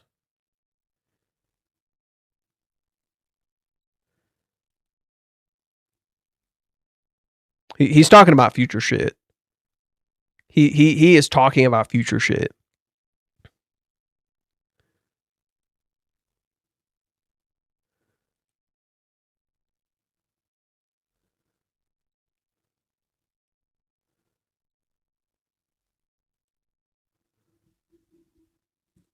Why now? I was in the middle of something.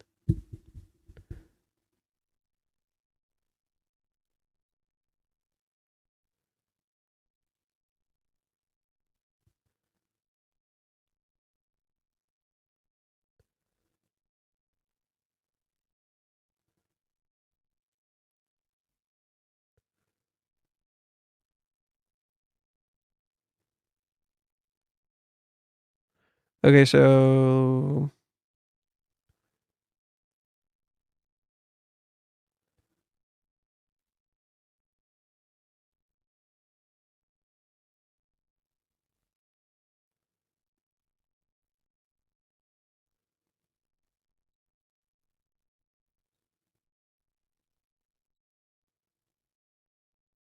Huh.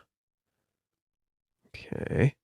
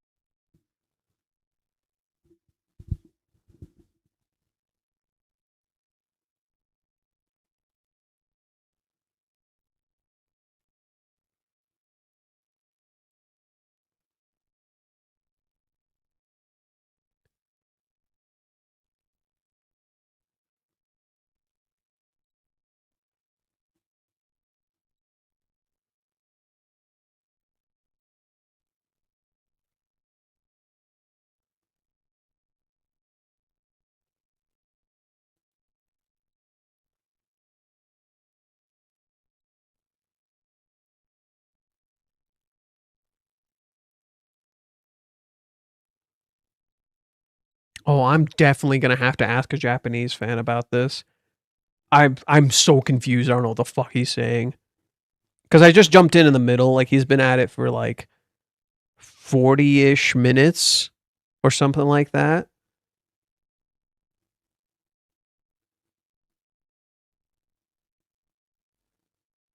Weird.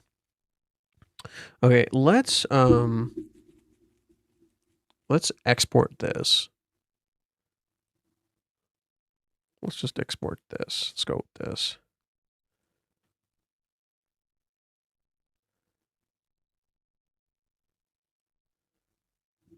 I'll set up my stream in the meantime.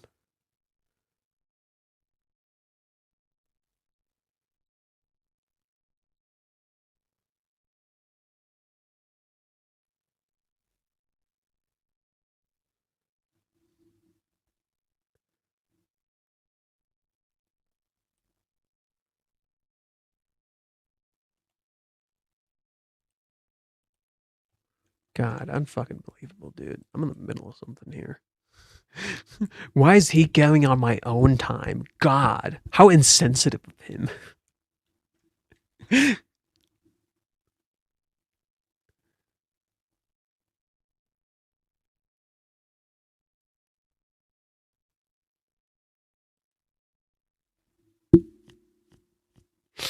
Okay, let's set up the chapter or the stream. Schedule stream.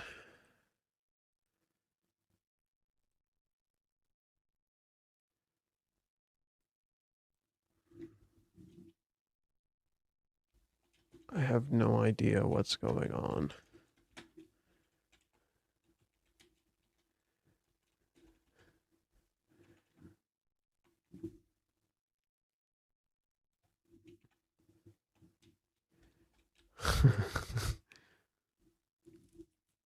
I think that's the best title I could have given. Perfect rage bait. Perfect rage bait. I have no idea what's going on. Perfect rage bait.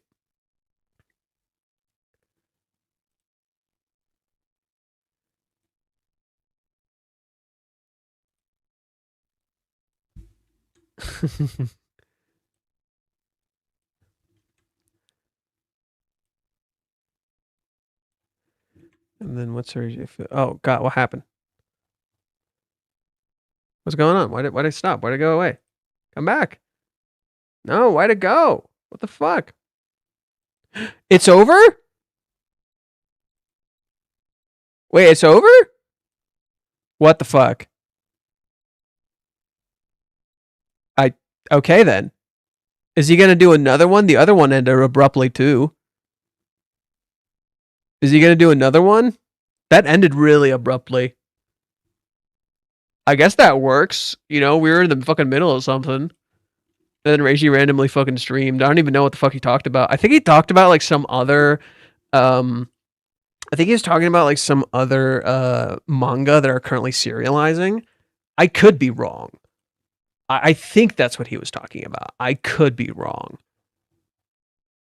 Okay, so oh, it's at 8 o'clock. Sweet. 8 a.m.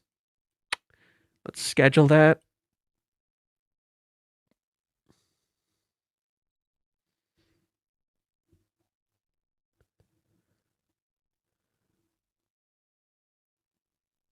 Okay. All set up. And I'm back with you guys. Sorry for the wait. He was talking about another manga, yes. Is it that manga that manga Maguru said he recommended? Is that the manga he said manga Maguru said he recommended? Which, by the way, I still don't have a source for that. I still don't have a source for that. I don't know where they get that information. That account really bugs me because they never say where they get their info. Some of it can be fucking real. Like I don't doubt that what they're saying is probably real. I would just like a source. They just don't tell me where. You know, it's fucking annoying. I really, really hate not knowing where they're getting their information. It's quite irritating. Nah, probably past baseball manga. Oh, we're talking about Ace of Diamonds. I like that. Okay, so I started watching the anime for Ace of Diamonds like early on, and then I kind of fell out of love with it when like the third years left. I kind of fell out of love with it when the third years left, because it's just like I think the manga like almost was testing you. It's like, okay, all the cool people are gone. Now you're like losing hard. You got to get good again. And it starts introducing like the entire new cast. And I think that's when I dropped it. It's like I gave it a bit of a chance, but I was kind of getting bored. Do you like sports anime in general? There's only a few that have really landed for me. Haikyuu is probably up there. It's probably like really, really up there in terms of one of my favorites. What other sports anime do I like? Oh, I did. I think this one counts. I liked Chihaya Furu. I did like Chihaya Furu. That was another one I liked. It's basically like they play this thing called karata, where it's like you got to memorize a whole bunch of shit. It's fucking insane. That one was cool. There's one that was really popular, but I wasn't super into it. Let me pull it up. There's one that's like currently really fucking popular, but I'm not super into it because I read it briefly and I was just like, it's okay. Where is it? Okay, let's look up sports. Sports.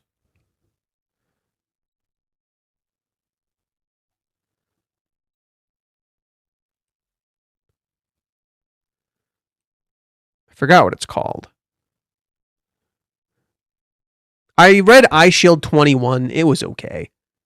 I think Eyeshield 21 started solid and then just got fucking stupid by the end. Like, really dumb. Okay, so the person who wrote Eyeshield 21 is the same person who's currently drawing and kind of writing the One Punch Man manga, and it suffers from the same exact fucking problems. It just gets trapped in power scaling. It just gets trapped in power scaling and looking cool. Eyeshield 21 started really solid. One Punch Man started really solid. The web novel is probably better. They both started really solid, and then later just really fizzled out because it's just power scaling, and it's just looking cool while power scaling. And it's just not fun anymore. It's just like, I get it. I don't care. It's dumb. And I think Murata is just really bad at like developing relationships. Like, Murata is, as an artist, is fantastic at making shit look cool. It looks, he is the rule of cool. He just makes everything look cool. But at some point, it's like having too much ice cream. You kind of get bored of it. You're like, I get it. It's just the same. It's just cooler and cooler and cooler. It's like when you're playing Resident Evil and all the games just get more and more actiony, and it's like, whatever, dude. Like recently I started playing 6 again. I hadn't played it in a very long time. And when I first started it was just fucking obnoxious because it's just bigger. And I was getting really irritated. And then when I got to the later chapters, I'm like, okay, now they're pacing it a little bit better. It is bigger, but it doesn't feel fucking stupid anymore. But when I initially started, it was fucking irritating because it was just like constant escalation. That's kind of what Eyeshield 21 and One Punch Man feel like to me now. I've never read Slam Dunk. I did watch Kuroko's Basketball. It was okay. I've read Hajime no Ippo. Hajime no Ippo is like, okay, so my big problem with Hajime no Ippo is that it essentially just like break your body to win. Break your body to win. And I fucking despise that because that's not what boxing is. That feels really fucking stupid for someone who like really loves boxing and has his own gym. Like the writer of Hajime no Ippo like has his own fucking gym and shit, and he like really, really loves boxing. But almost every fight in Hajime no Ippo devolves to, hey yo, I'm gonna break my body to get the fucking win. Like constantly, every fucking fight. And it's like, okay, there comes a point where this is just stupid. You're just endangering yourself. That's just fucking stupid. You're ruining your career. And it's this, and that's why I love Haikyuu, because Haikyuu literally criticizes that. Haikyuu like has one of the best fucking lines near the end of it, where it's like, "Don't break your limits, raise them higher. Don't break your limits. You don't need to constantly keep breaking your limits. Just raise them higher, so you can constantly perform at that level. So you can always be at that level instead of constantly breaking them and endangering yourself."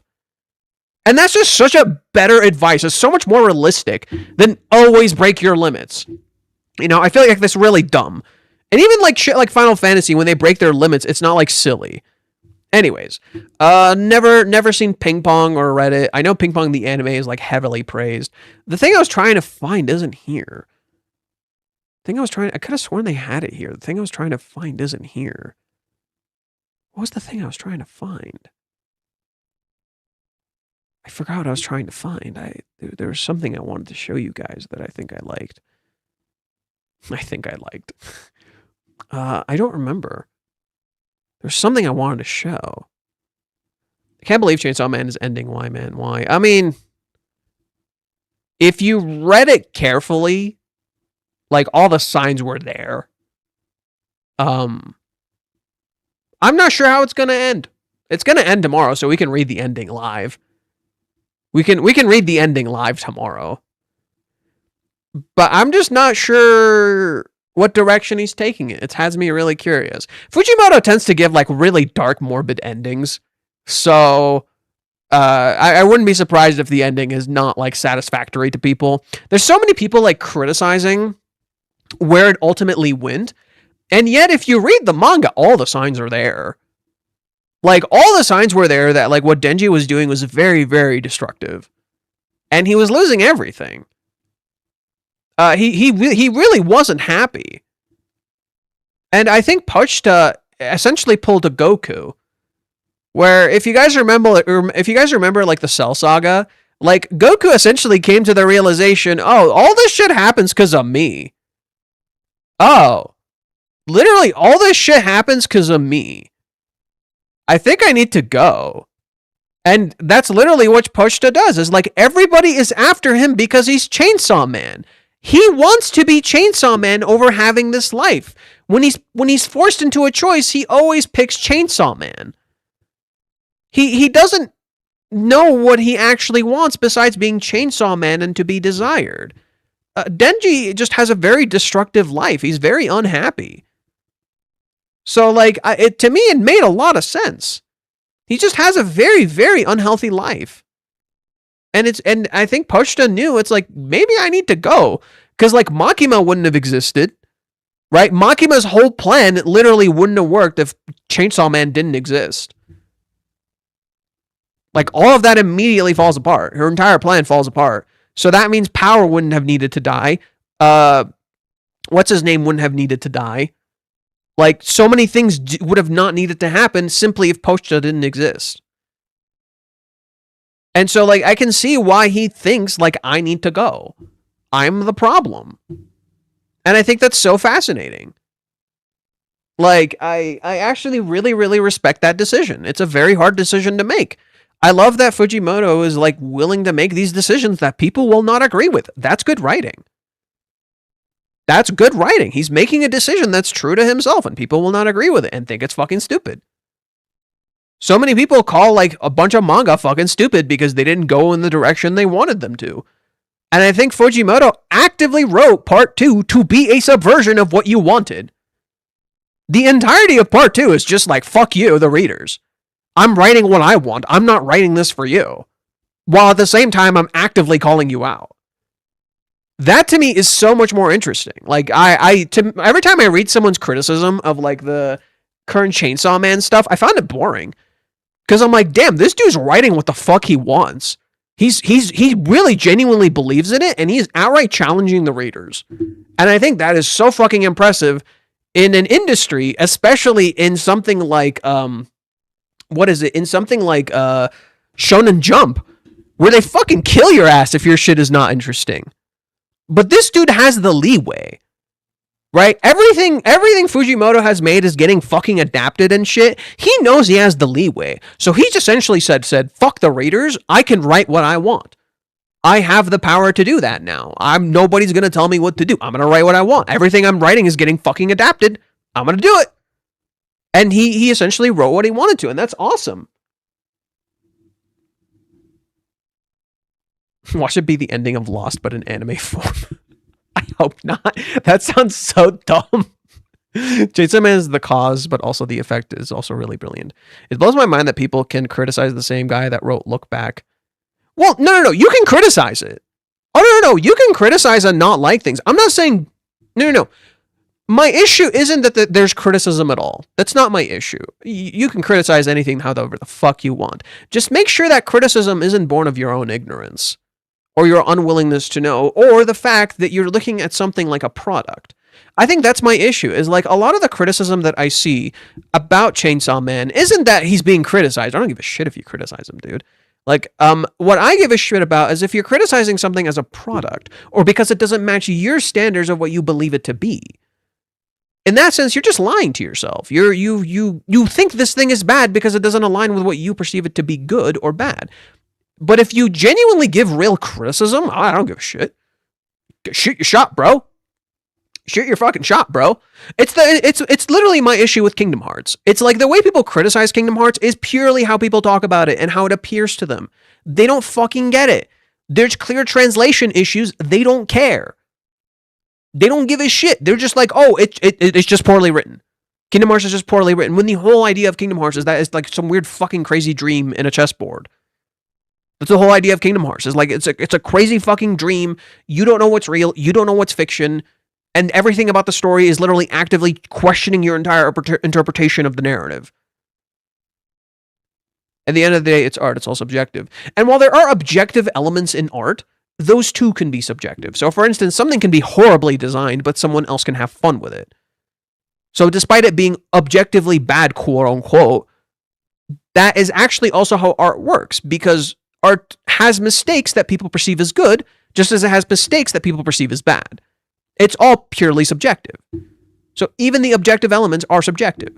So, for instance, what is it?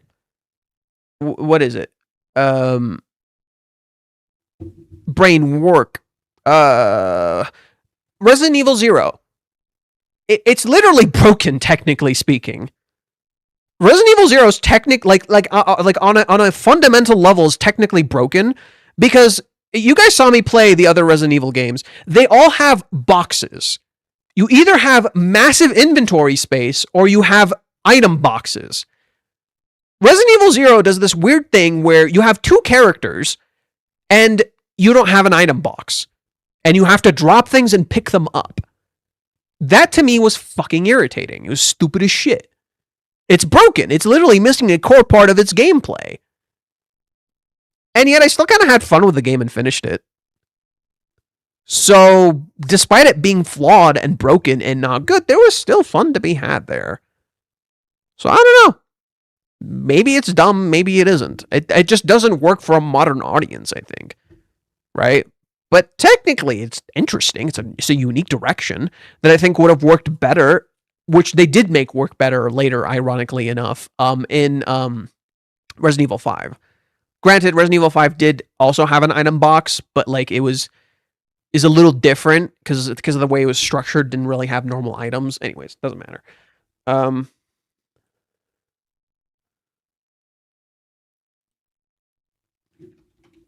one sec.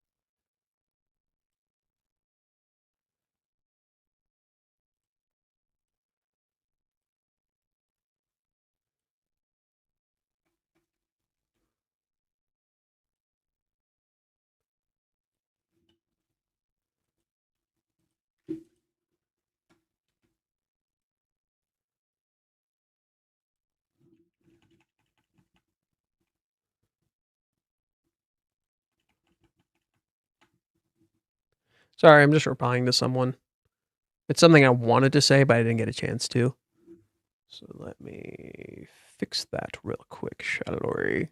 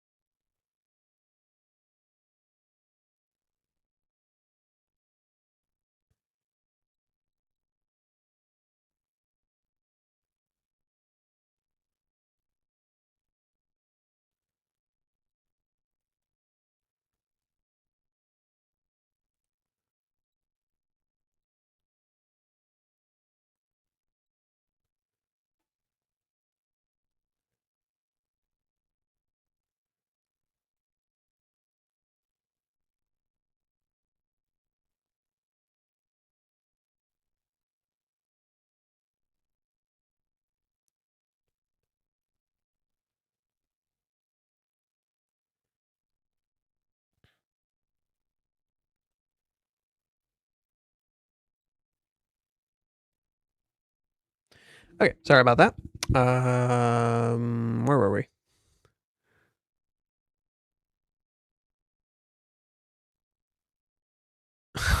Wait. Like Jesse Pinkman said, it's art. You're the goddamn Iron Chef. So much of Iron Chef is fucking acting, bro. Have you ever thought of doing RE randomized like Max does? I'd love to at some point, sure. I think that sounds fun. I probably can actually. But I would need to. So I've never done RE2 randomized. That'd be sick. Like RE2 remake randomized. That'd be kind of cool. But I would have to buy RE2 first. Granted, they are currently on sale. I heard people are criticizing the young people are not getting into Final Fantasy games. The media is saying that FF is old for older people in their 30s. Not quite. It's just there's a lot of legacy fans. There are absolutely new people getting into Final Fantasy. The problem is that Final Fantasy doesn't have like the same catering as like shit like Resident Evil, where Resident Evil is like placed in everything. It's everywhere. Everyone talks about it. The problem with Final Fantasy is that it just needs to be a little bigger. It just needs more attention attracted to it. It needs to target more of a younger demographic. That's all. There are younger people absolutely playing it. There's a lot of young people I know at my work who have heard of Final Fantasy at the very least. It's just a matter of accessibility. The director of Final Fantasy 16 and Final Fantasy I think he's the director of Final Fantasy 14, and he was the producer of Final Fantasy 16. He was saying how like the issue with like here, I'll pull it up. You're saying like the issue with Final Fantasy is like the release schedule, which I don't really fully agree with, because that's not inherently the full issue. It's not simply release schedule. Release schedule is absolutely part of the issue, but I don't think that argument fully holds up on its own. I wrote something. I just need to find it. I just don't remember what I said very specifically. Oh, quick thing before we continue. This artist right here did an art for Chizuru. They took a seminar from Reiji, and they did an art piece for Chizuru. So just wanted to share that. It was really cool. He's an artist in Comic Days. There it is right here. He's both right and something feels off. I just don't think it's simply development cycles, but the games themselves. The argument falls apart. The argument falls apart a little with Final Fantasy VII remake, as it's incredibly beloved not just as a remake but its own thing. Whereas Final Fantasy 16 and 14, which by the way he was in charge of, are falling flat due to feeling so damn safe and boring. I think really people love video games when they are really interesting, and engage you and have a lot of stuff going on. You know, when games are really, really different. I think my problem with this particular director, Yoshi P, is that how do I put this without sounding like a dick? I think he very much loves to cater to the audience and the people in charge and all that stuff, to the point that it makes the stuff he's making really boring. I've had just a lot of issues with the stuff he's been directing and in charge of. It's just felt really fucking boring and really safe, and so much of it is just about catering and getting money and shit. And so much of it is about just like essentially keeping something going instead of willing to change it. Which is ironic, because considering how Final Fantasy 14 started, like Final Fantasy 14 Part 2 with the Realm Reborn, like it started with literally him reigniting the entire thing. And yet here he is now almost stagnating in the same exact way. You know, he's too afraid to make change, and like shit like other MMOs are doing better. I just think this is a pretty silly argument to make from a person who has been notoriously making really boring shit, even though it's been releasing kind of regularly. You know, like I think a lot of, like, for example, the current stuff in 14 is falling really fucking flat for me, and it's just not that interesting. Whereas 17, and when I played 16 also felt really fucking boring as a video game, because it has a lot of cool shit that I don't have to use ever. The game never engages me to use this shit. So I just felt fucking bored. And then I go to Final Fantasy VII Remake or Rebirth, and the game is actively trying to engage me. It's actively rewarding me for doing anything and everything. That's sick as fuck. Even though it has the structure of something like a Ubisoft game, I think. But it's doing such a good job that I fucking love it. So that's why I think the argument just doesn't really hold. It's not about release schedule, at least not fully. I do think release schedule is absolutely part of it. But there's absolutely more to the issue than just simply this one problem. And like Resident Evil is a great example of this, where like we've been getting Resident Evil games back to fucking back constantly, but that's because they have literally two different teams that are making big Resident Evil games, and their games fucking swing. You know, yeah, you got you got Resident Evil 7 immediately followed up by Resident Evil 2 Remake. Both of these games were insane. And I think without both of them together, Resident Evil really wouldn't have come back. Yes, you absolutely need Resident Evil 2 Remake. It would not... Modern day Resident Evil would not have been fully back like it is without that game. Then they released Resident Evil 3, and it was kind of a miss. You know, Resident Evil 3 was kind of a miss. Resident Evil 3 Remake was kind of a miss. It was still a good game, it just wasn't nearly as good as the original, and people don't like it that much. Then you get Resident Evil 4 Remake, and that game is peak as fuck. And then you also, before Resident Evil 4 Remake, we got Resident Evil 8, which was also really fun. Wasn't perfect, but it was pretty fun. And then you got Resident Evil 4 Remake, and that was god tier. And now we got Requiem. So we are getting games like decently paced with Resident Evil. It's just we have a really solid team, and they clearly have a very different structure. Whereas Square Enix is really struggling in general. It's not just Final Fantasy. You know, it's clearly not just Final Fantasy. It's all of their stuff is struggling. Square Enix is just going through a rough time right now. And I hope Reggie didn't do anything else. I think he's done. Okay, good. Okay, so let's read Varicus really quick, and then maybe get ready to call it a night. Yeah, let's read Varicus' thing really quick. There's like a hair in my mouth. This is irritating. Okay, I got it. Okay, the situation is over this chapter. Kazuya is still being seduced by Mami. We just got flashbacks to the outcome. With the flashback, it isn't so obvious in what order to take the analysis. I'll start with the car incident. Kazuya's answer to the question whether he thinks Mami still loves him is an I don't know. He also doesn't want to decide this. Mami asks him to forget what the weird question, which Kazuya gladly does. Instead of actually confronting the question, asking himself honestly what it means to love someone, he rather tells himself that women are a mystery so that he doesn't have to understand. Yes. He also avoided confronting the question when Chizuru asked him why he could say he loved her in chapter 368, thinking that he wasn't some love guru who could know the answer to what love is. But that wasn't really what Chizuru wanted to know. The question Kazuya avoids asking himself is what love is to him. It is not a general, but a personal question, a philosophical reflection. Sekibe in chapter 303 won't actually help. Right? It doesn't matter when you try to look at it philosophically. It doesn't fucking matter. That's not the issue, because Kibe literally says it doesn't fucking matter. It's what it means to you. It is not a it's not a general question, but not a philosophical. It's not a general question. It's a personal one. Kazuya needs to get clarity on his expectations. If he says he loves Chizuru, what does he want to achieve? If he says he will wait until she loves him, what is he waiting for exactly? What is actually important here? Are they trying to match feelings, or aren't they, or rather trying to match expectations? Is it truly necessary that they need to feel the same thing? Chizuru, similarly for the other girls, you can make the argument that all love Kazuya in their own way, yet none of them feel exactly the same. Who's to say which way is the right when? Isn't Kazuya the one who decides what's right for him? All the girls give him an aspect he desires and he wants those from Chizuru. He wants physical intimacy like he gets from Ruka. He wants emotional intimacy like he gets from Mami. He wants physical support like he gets from Minnie, and he wants emotional support like he gets with Sumi. Okay.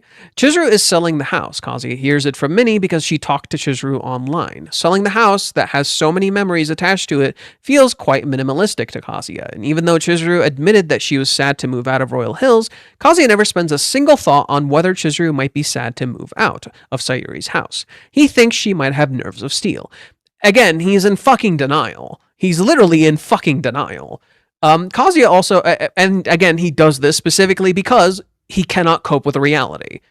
He's traumatized. He cannot cope with reality. He doesn't want to, but reality will catch up whether you fucking like it or not. Okay? Kazuya also wonders why Chizuru didn't say anything. She didn't tell him she was moving, and she didn't ask for help. It feels to him she might have forgotten about him. We already know that this isn't true, but Kazuya can't think of a reason why she wouldn't tell him. In my opinion, Chizuru didn't want to bother him. She feels bad for always relying on his support, and it wouldn't feel right to her, especially after she rejected him. If Kazuya wants to know how Chizuru is doing and where she is living now, he could just ask for himself. He has her line contact as well. If he asks, she might actually tell him. And finally, we have Mami, who's thinking about Kazuya. She's having a fight with her brother about steamed buns. She chose the meat bun, but later asks her brother to have the bean bun instead. He points out a bad habit of hers that she wants something back as soon as she loses it.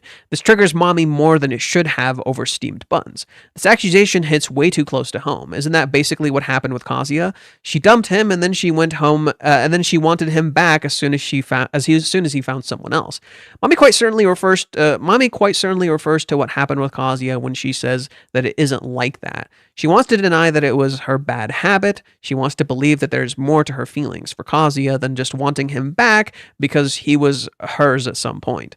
Mami showed a weirdly obsessive possessiveness of Kazuya, though, so the accusation isn't that far-fetched. What next?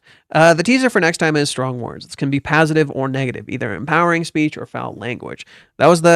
This was the last chapter of the volume. There's some setup in the next volume with Chizuru selling the house and Kazuya scheduled to date with Sumi, but I don't immediately see where we'll go next chapter. Yeah, pretty much same. Pretty much the way I view this as well, she already asked him to help remove the rocks and Katsuhito collected before the cohabitation, and she told him she thinks about selling the house, so she probably didn't want to bother him again, especially if she could do the rest herself, or with the help of moving team. I'm sure Kazuya would see this as her bothering him, but that's a different story. As for telling him about selling the house, it does indeed seem a bit cold of her not to tell him, but if you think about it a bit more, it might start to make sense. He can't afford to buy it. She can't afford to keep it due to taxes. Even if they were together, they might not have enough money for said taxes. He's not living there anymore, so why tell him? And plus, she doesn't want him to pay because she knows he'll try to pay if she mentions money in some way, shape, or form. He'll do something fucking stupid. He will. You'd be fucking stupid if you think Kazuya won't do something stupid. He will. And she doesn't want that. You know? What would that accomplish? How could she know if he even cares about the house anymore? Again, he didn't seem to care either, too. And finally, like if she says she wants to keep it, he'll do everything he can to keep it, you know? And she doesn't want that. She doesn't want to burden him. It's literally a burden. That's why she doesn't talk to him. And finally, how could she actually say it? Hey, I just wanted to let you know I'm selling the house. Seems a bit weird considering they're not really talking at the moment, which is the bigger issue, of course. All that said, I'm left wondering how or why she told Minnie about it. I think that's a more interesting question. The simple fact is she was talking to Minnie. And Minnie they were just talking about a conversation and it got brought up. You know? That, or maybe she wanted Kazuya to know. Maybe she told Minnie because she wanted Kazuya to know. That could be a factor as well. Yeah, okay, someone says it here. Yeah, there's a real chance she wanted him to know. What's this? It could be June 13th, even a chapter calls for a student to come to lecture 14. I don't know what that is. Oh, this is a long one. Okay, maybe we'll make that one the last one. Unless there's something interesting I should read. I'm gonna make the next one the last one. Yeah, so if there's another interesting one, feel free to let me know while I read this one. After a show comment last night, I ended up yapping like crazy today. This might not have been a lot of plot development, but there's a lot of information to chew on for dissecting Mami's mental state. Apologies in advance. We got a couple pages of Kazuya this week as we get explicit and confirmation that last week's Chizuru scene was communicating that she was preparing to sell the house. But our protagonists are just interlude right now. The main focus of chapter 416 is Mami, and the girl is spiraling. Oh, look, everyone is saying the words I've been saying this whole time. Spiraling. Spiral. Oh my god, did the thing I expected to happen? Okay, no, it didn't. I'm disappointed. I thought, so, I made this joke where I'm like, what if I just posted the Sumi pic and maybe that would have like exploded on Twitter, and unfortunately did not. I'm disappointed. How many? Not bad. That sucks. I put a lot of effort into this, dude. I put a lot of fucking effort into this. I'm kind of disappointed. I worked really fucking hard on this Sumi one and didn't get shit. Oh, that hurts. That hurts. Sad, but true. Sad, but true. Oh well. Is what it is. Okay. Kazuya's reaction to the "do I love you" question is basically a blind panic, but it serves its purpose successfully. He doesn't get lost in the weeds of trying to think about the answer, and he demonstrates no interest in the potential of the love in the first place. Incorrect. I definitely think he's definitely fucking interested. Like, he's in that fucking position to begin with. He's not... Kazuya's communicating he's interested physically, but not emotionally. It's very... It's a whole fucking bag of worms, bro. And in response, Mami picks up the message and calls off her scheme and fruitlessness. As she's walking away, her face doesn't communicate a whole lot about what exactly she's feeling, but the preceding 2 pages show that she's had her fist clenched pretty much continuously since she left the car. The collapse of her plans is clearly getting under her skins. Is that a plan? See, we don't know if any of this is a plan. We don't know if any of this is planned.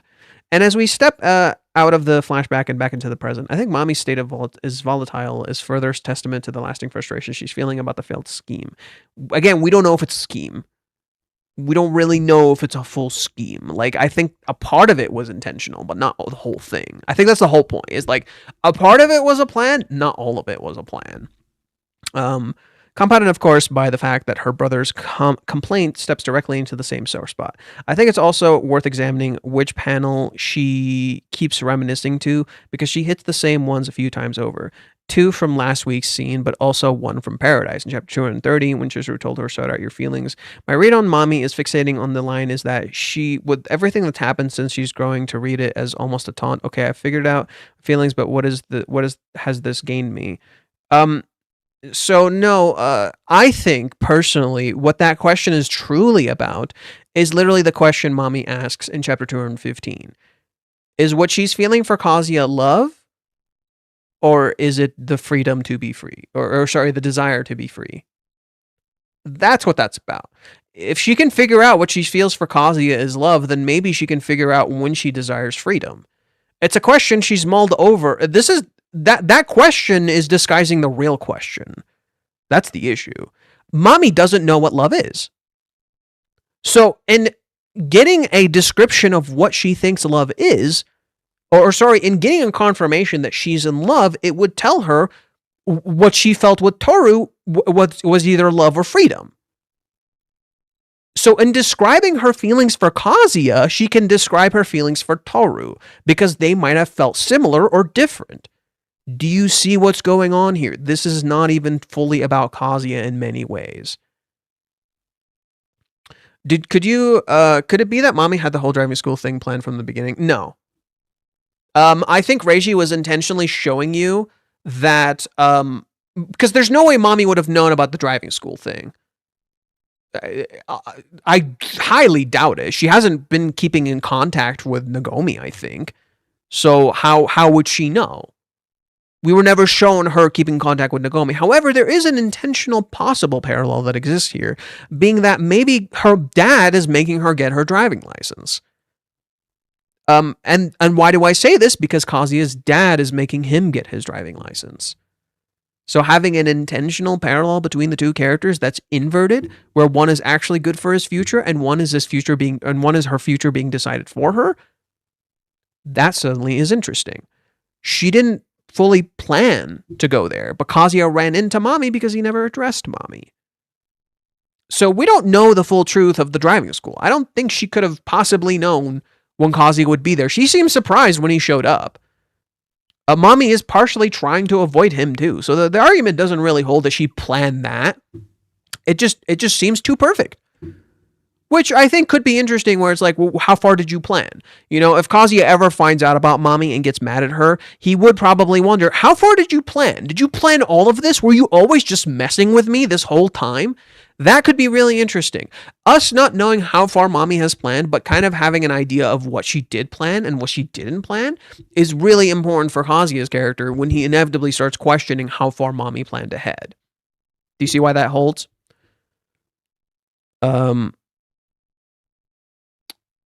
I think the reading was mostly bolstered by the page 18, where she says, sort out your feelings, line juxtaposed against two panels of the Paradise Kiss viewed from Mami's angle. You can sort out your feelings. I'm still the one who got up in the middle of the resort and stuck my tongue so far down his throat that his stuff had an intertwined.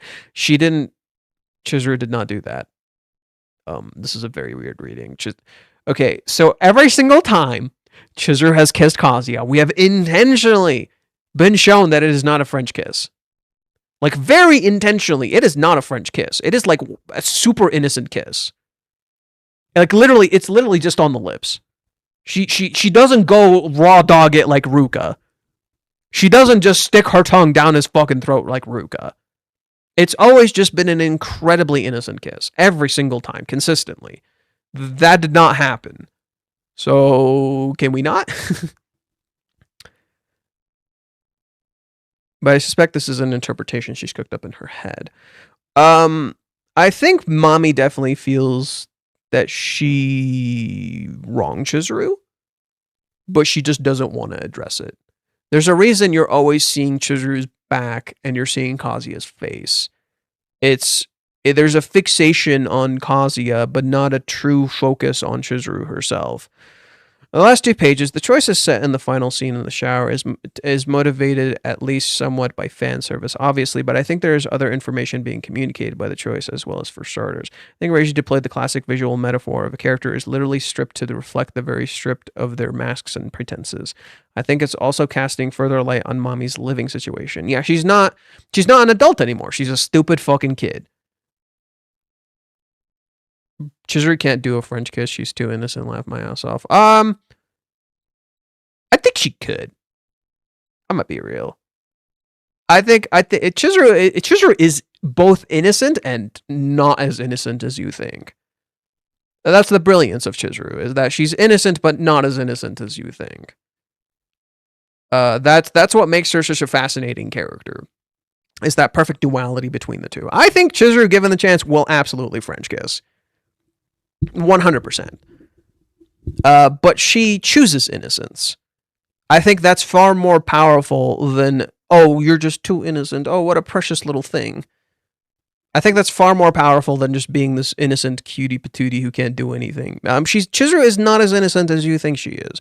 She actively chooses to protect her innocence, and not in the sense of, oh, I'm gonna protect my virginity for the one I love. No, not that kind of bullshit. I mean, like, she chooses to protect the kid on the inside.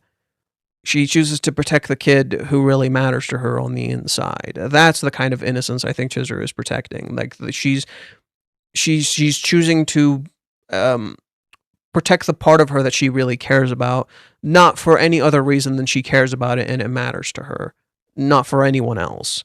You know, not because of some social conformity horse shit. You know. Which yeah, I think that to me reflects real maturity. I think to me that reflects real maturity, not just, you know, because I don't think people understand what maturity is. Because mature, like, you know, giving up your inner child to be an adult is not mature. That's childish. That's pathetic. You know, that's not being an adult. That's you pretending to be an adult.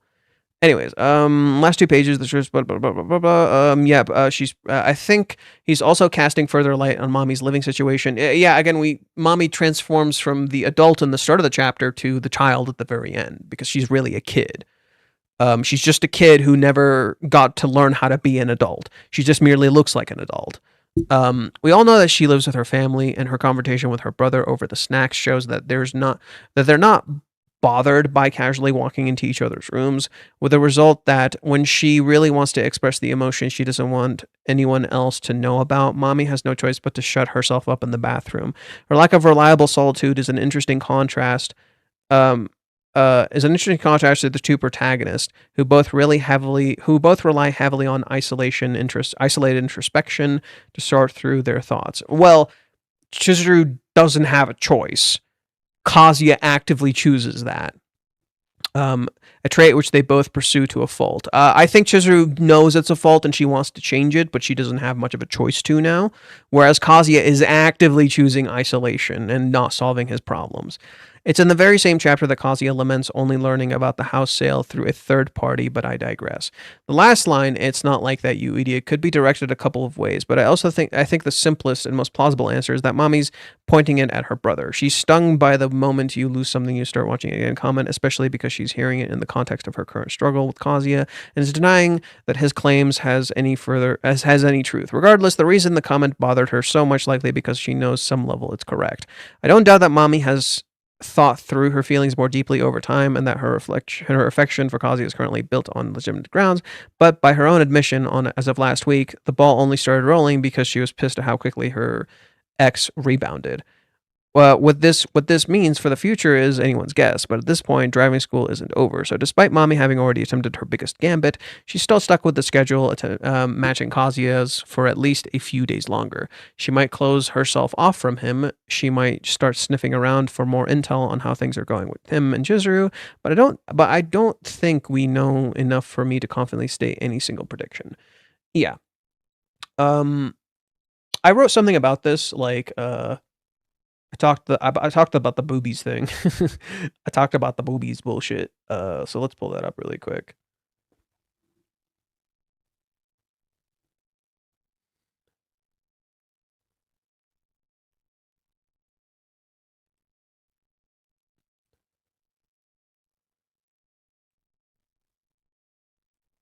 The chapter is comparing Mami's boobs to the steamed buns.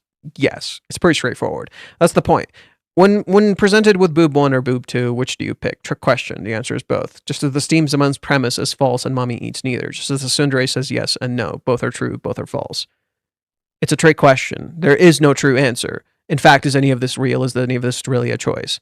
So the whole idea, and this mirrors what exactly? Kazuya is literally presented with sex. That's pretty much what Mami presents him with. And you would just say yes to sex, right? Or would you not?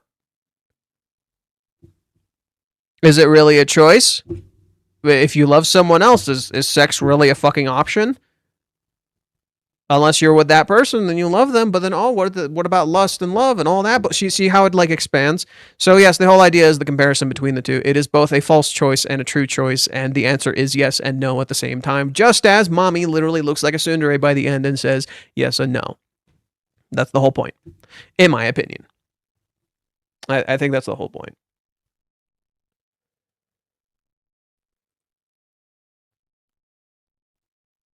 It's a little late. Should I bother reading the Sumi thing right now, or should I save it for tomorrow? I don't know. Yeah, I guess we can read this little thing I wrote about Mami's brother. Mami's brother is in many ways both a victim of and the enforcer for their father. He is younger than Mami, yet talks like he's older. He tells her what she does wrong, but in doing so, enforces his father's will on her instead of actually being the brother she needs and helping her. In a way, he is the exact mirror of Minnie. She is the enforcer of Kazuya's will to Chizuru, as well as a victim of his indecision. Minnie seemingly conveys Chizuru's will to Kazuya in chapter 417. In reality, she merely conveyed his own choice to not talk to her back to him. She conveyed the choice that he chose not to talk to her back at him. There we go, confirming his own bias. This person made a cool art of Sumi. Here's another cool art of Sumi. And then this is the one I posted. Yeah. I don't know what else. Again, we could read the Sumi thing, or I could save it for tomorrow. We could also read the analysis I wrote for Mami, but we could also save that for tomorrow. Not sure. I'm a little tired. It's getting a little late, so maybe I should call it for now. We've been streaming for 2 hours. That's pretty good. Yeah, especially since tomorrow I'm going to stream for a while. So yeah, I'm going to stream for a while tomorrow, so we can just read all the bullshit tomorrow. So it should be fine. If there's anything you want me to read or anything, just make sure to let me know. Just remember, I have a tendency to forget things, okay? Just please understand, I have a tendency to forget things. So if you really want me to read something, please fucking remind me. You know, I'm going to forget. I'm gonna forget. You're gonna need to remind me if there's something on the Discord or if there's something on the Twitter or the Reddit or the wherever fucking bullshit. Just remind me. I'm gonna forget. Feel free to clip this and post it somewhere. I don't know where. Somewhere. Just let people know. Okay. So yeah, I'm gonna call it for tonight. I'll see you guys tomorrow at 8 a.m. Actually here this time. I don't have any work or any bullshit. I am actually here. And we'll get through it. Hopefully, this week we'll get back to the normal schedule. Hopefully this week I'll start streaming again. I kind of hopefully does a little bit with my burnout. And I'm doing a little bit better for the most part. So yeah, hopefully we'll be back to the usual schedule. Maybe I can do a little bit more. We'll see. Not sure just yet. I'm not sure how we're going to continue Resident Evil. I know on the 28th is Kingdom Hearts' anniversary. So maybe I'll try to finish Resident Evil by the 28th so we can start Kingdom Hearts 2, which would be sick as fuck. I'd love to start Kingdom Hearts 2 soon. I also found this sick video. That I think like real Kingdom Hearts, like fans who have like actually played Kingdom Hearts for a long time would really, really appreciate. So let me pull that up. So if you're a mega Kingdom Hearts fan, like you've played all the games and you know about it, I think you'll really appreciate this video. This one right here. This video right here, give it a fucking watch. Oh, this video is awesome because it has Japanese text and everything. It's literally so much of what I wanted. It's so much of what I fucking wanted. He delves into the Japanese text. He reads the Ultimanias and finds the true intentions and all the fucking fun bullshit. I'm still not even done with it. It's so fucking peak, dude. It's so fucking hype. This video is great. I really recommend you watch it. The kind of content he makes is like the ADHD of me that I want to put out. This is the kind of ADHD I want to fucking put out there. Huge win for me. I no longer have to do weekly therapy. Bi-weekly now, which means I'm actually made progress. There's a game theory video that actually says the T virus can happen, and that they explain how it was legit kind of scary. Huh. I mean, that's terrifying. But yeah, it's the same with like Last of Us. The fungus thing could happen. Like if we reach like a certain point, I think like the fungus thing could actually happen apparently, from what I recall. And the T-virus thing can actually happen. I actually did like I wrote like a, so for Resident Evil 9,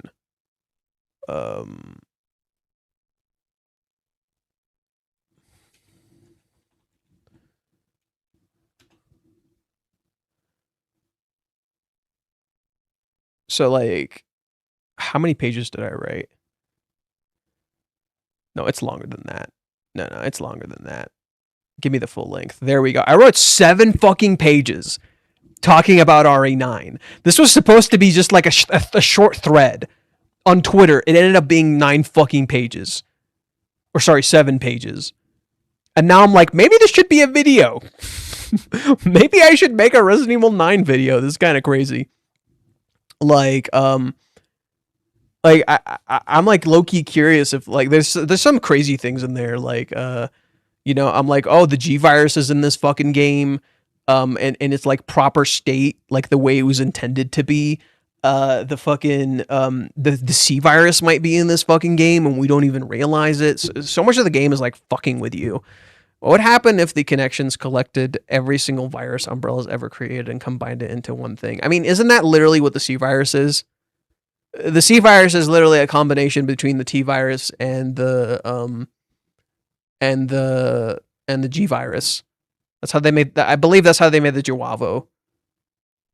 That's pretty much what that's from Resident Evil 6. That's pretty much how they made the Jiwavo, if I recall correctly. Because they literally mutate. Like they're like essentially a combination of like the parasite, the T virus, and the G virus, if I recall correctly. I can look it up. What is the C virus? 36.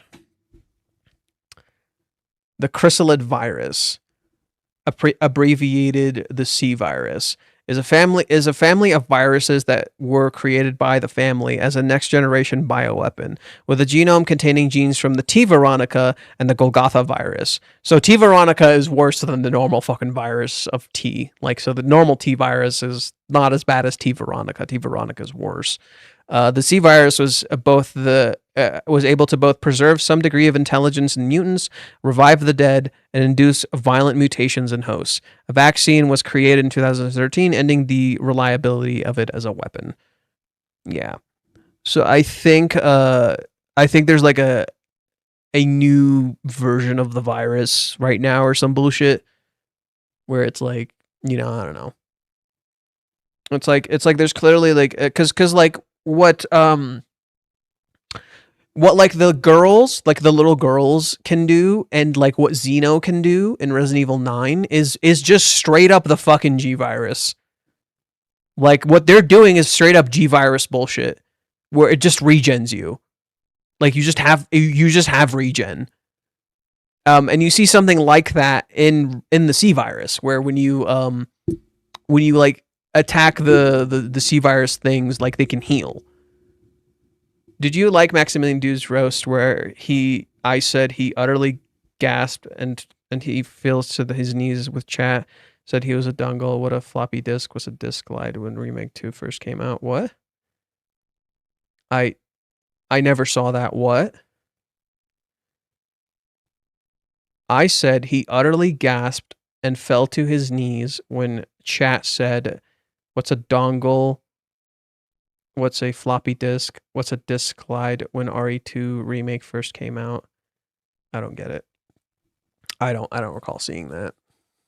Did that like pop off on Twitter or some shit? Anyways, yeah, we got into that, so let's not worry. Let me call it for tonight. I've been trying to end it for like a little bit, so we'll call it for now. I'll see you guys tomorrow, early morning, all the fun stuff. Have a good night, day, wherever you are. See you later.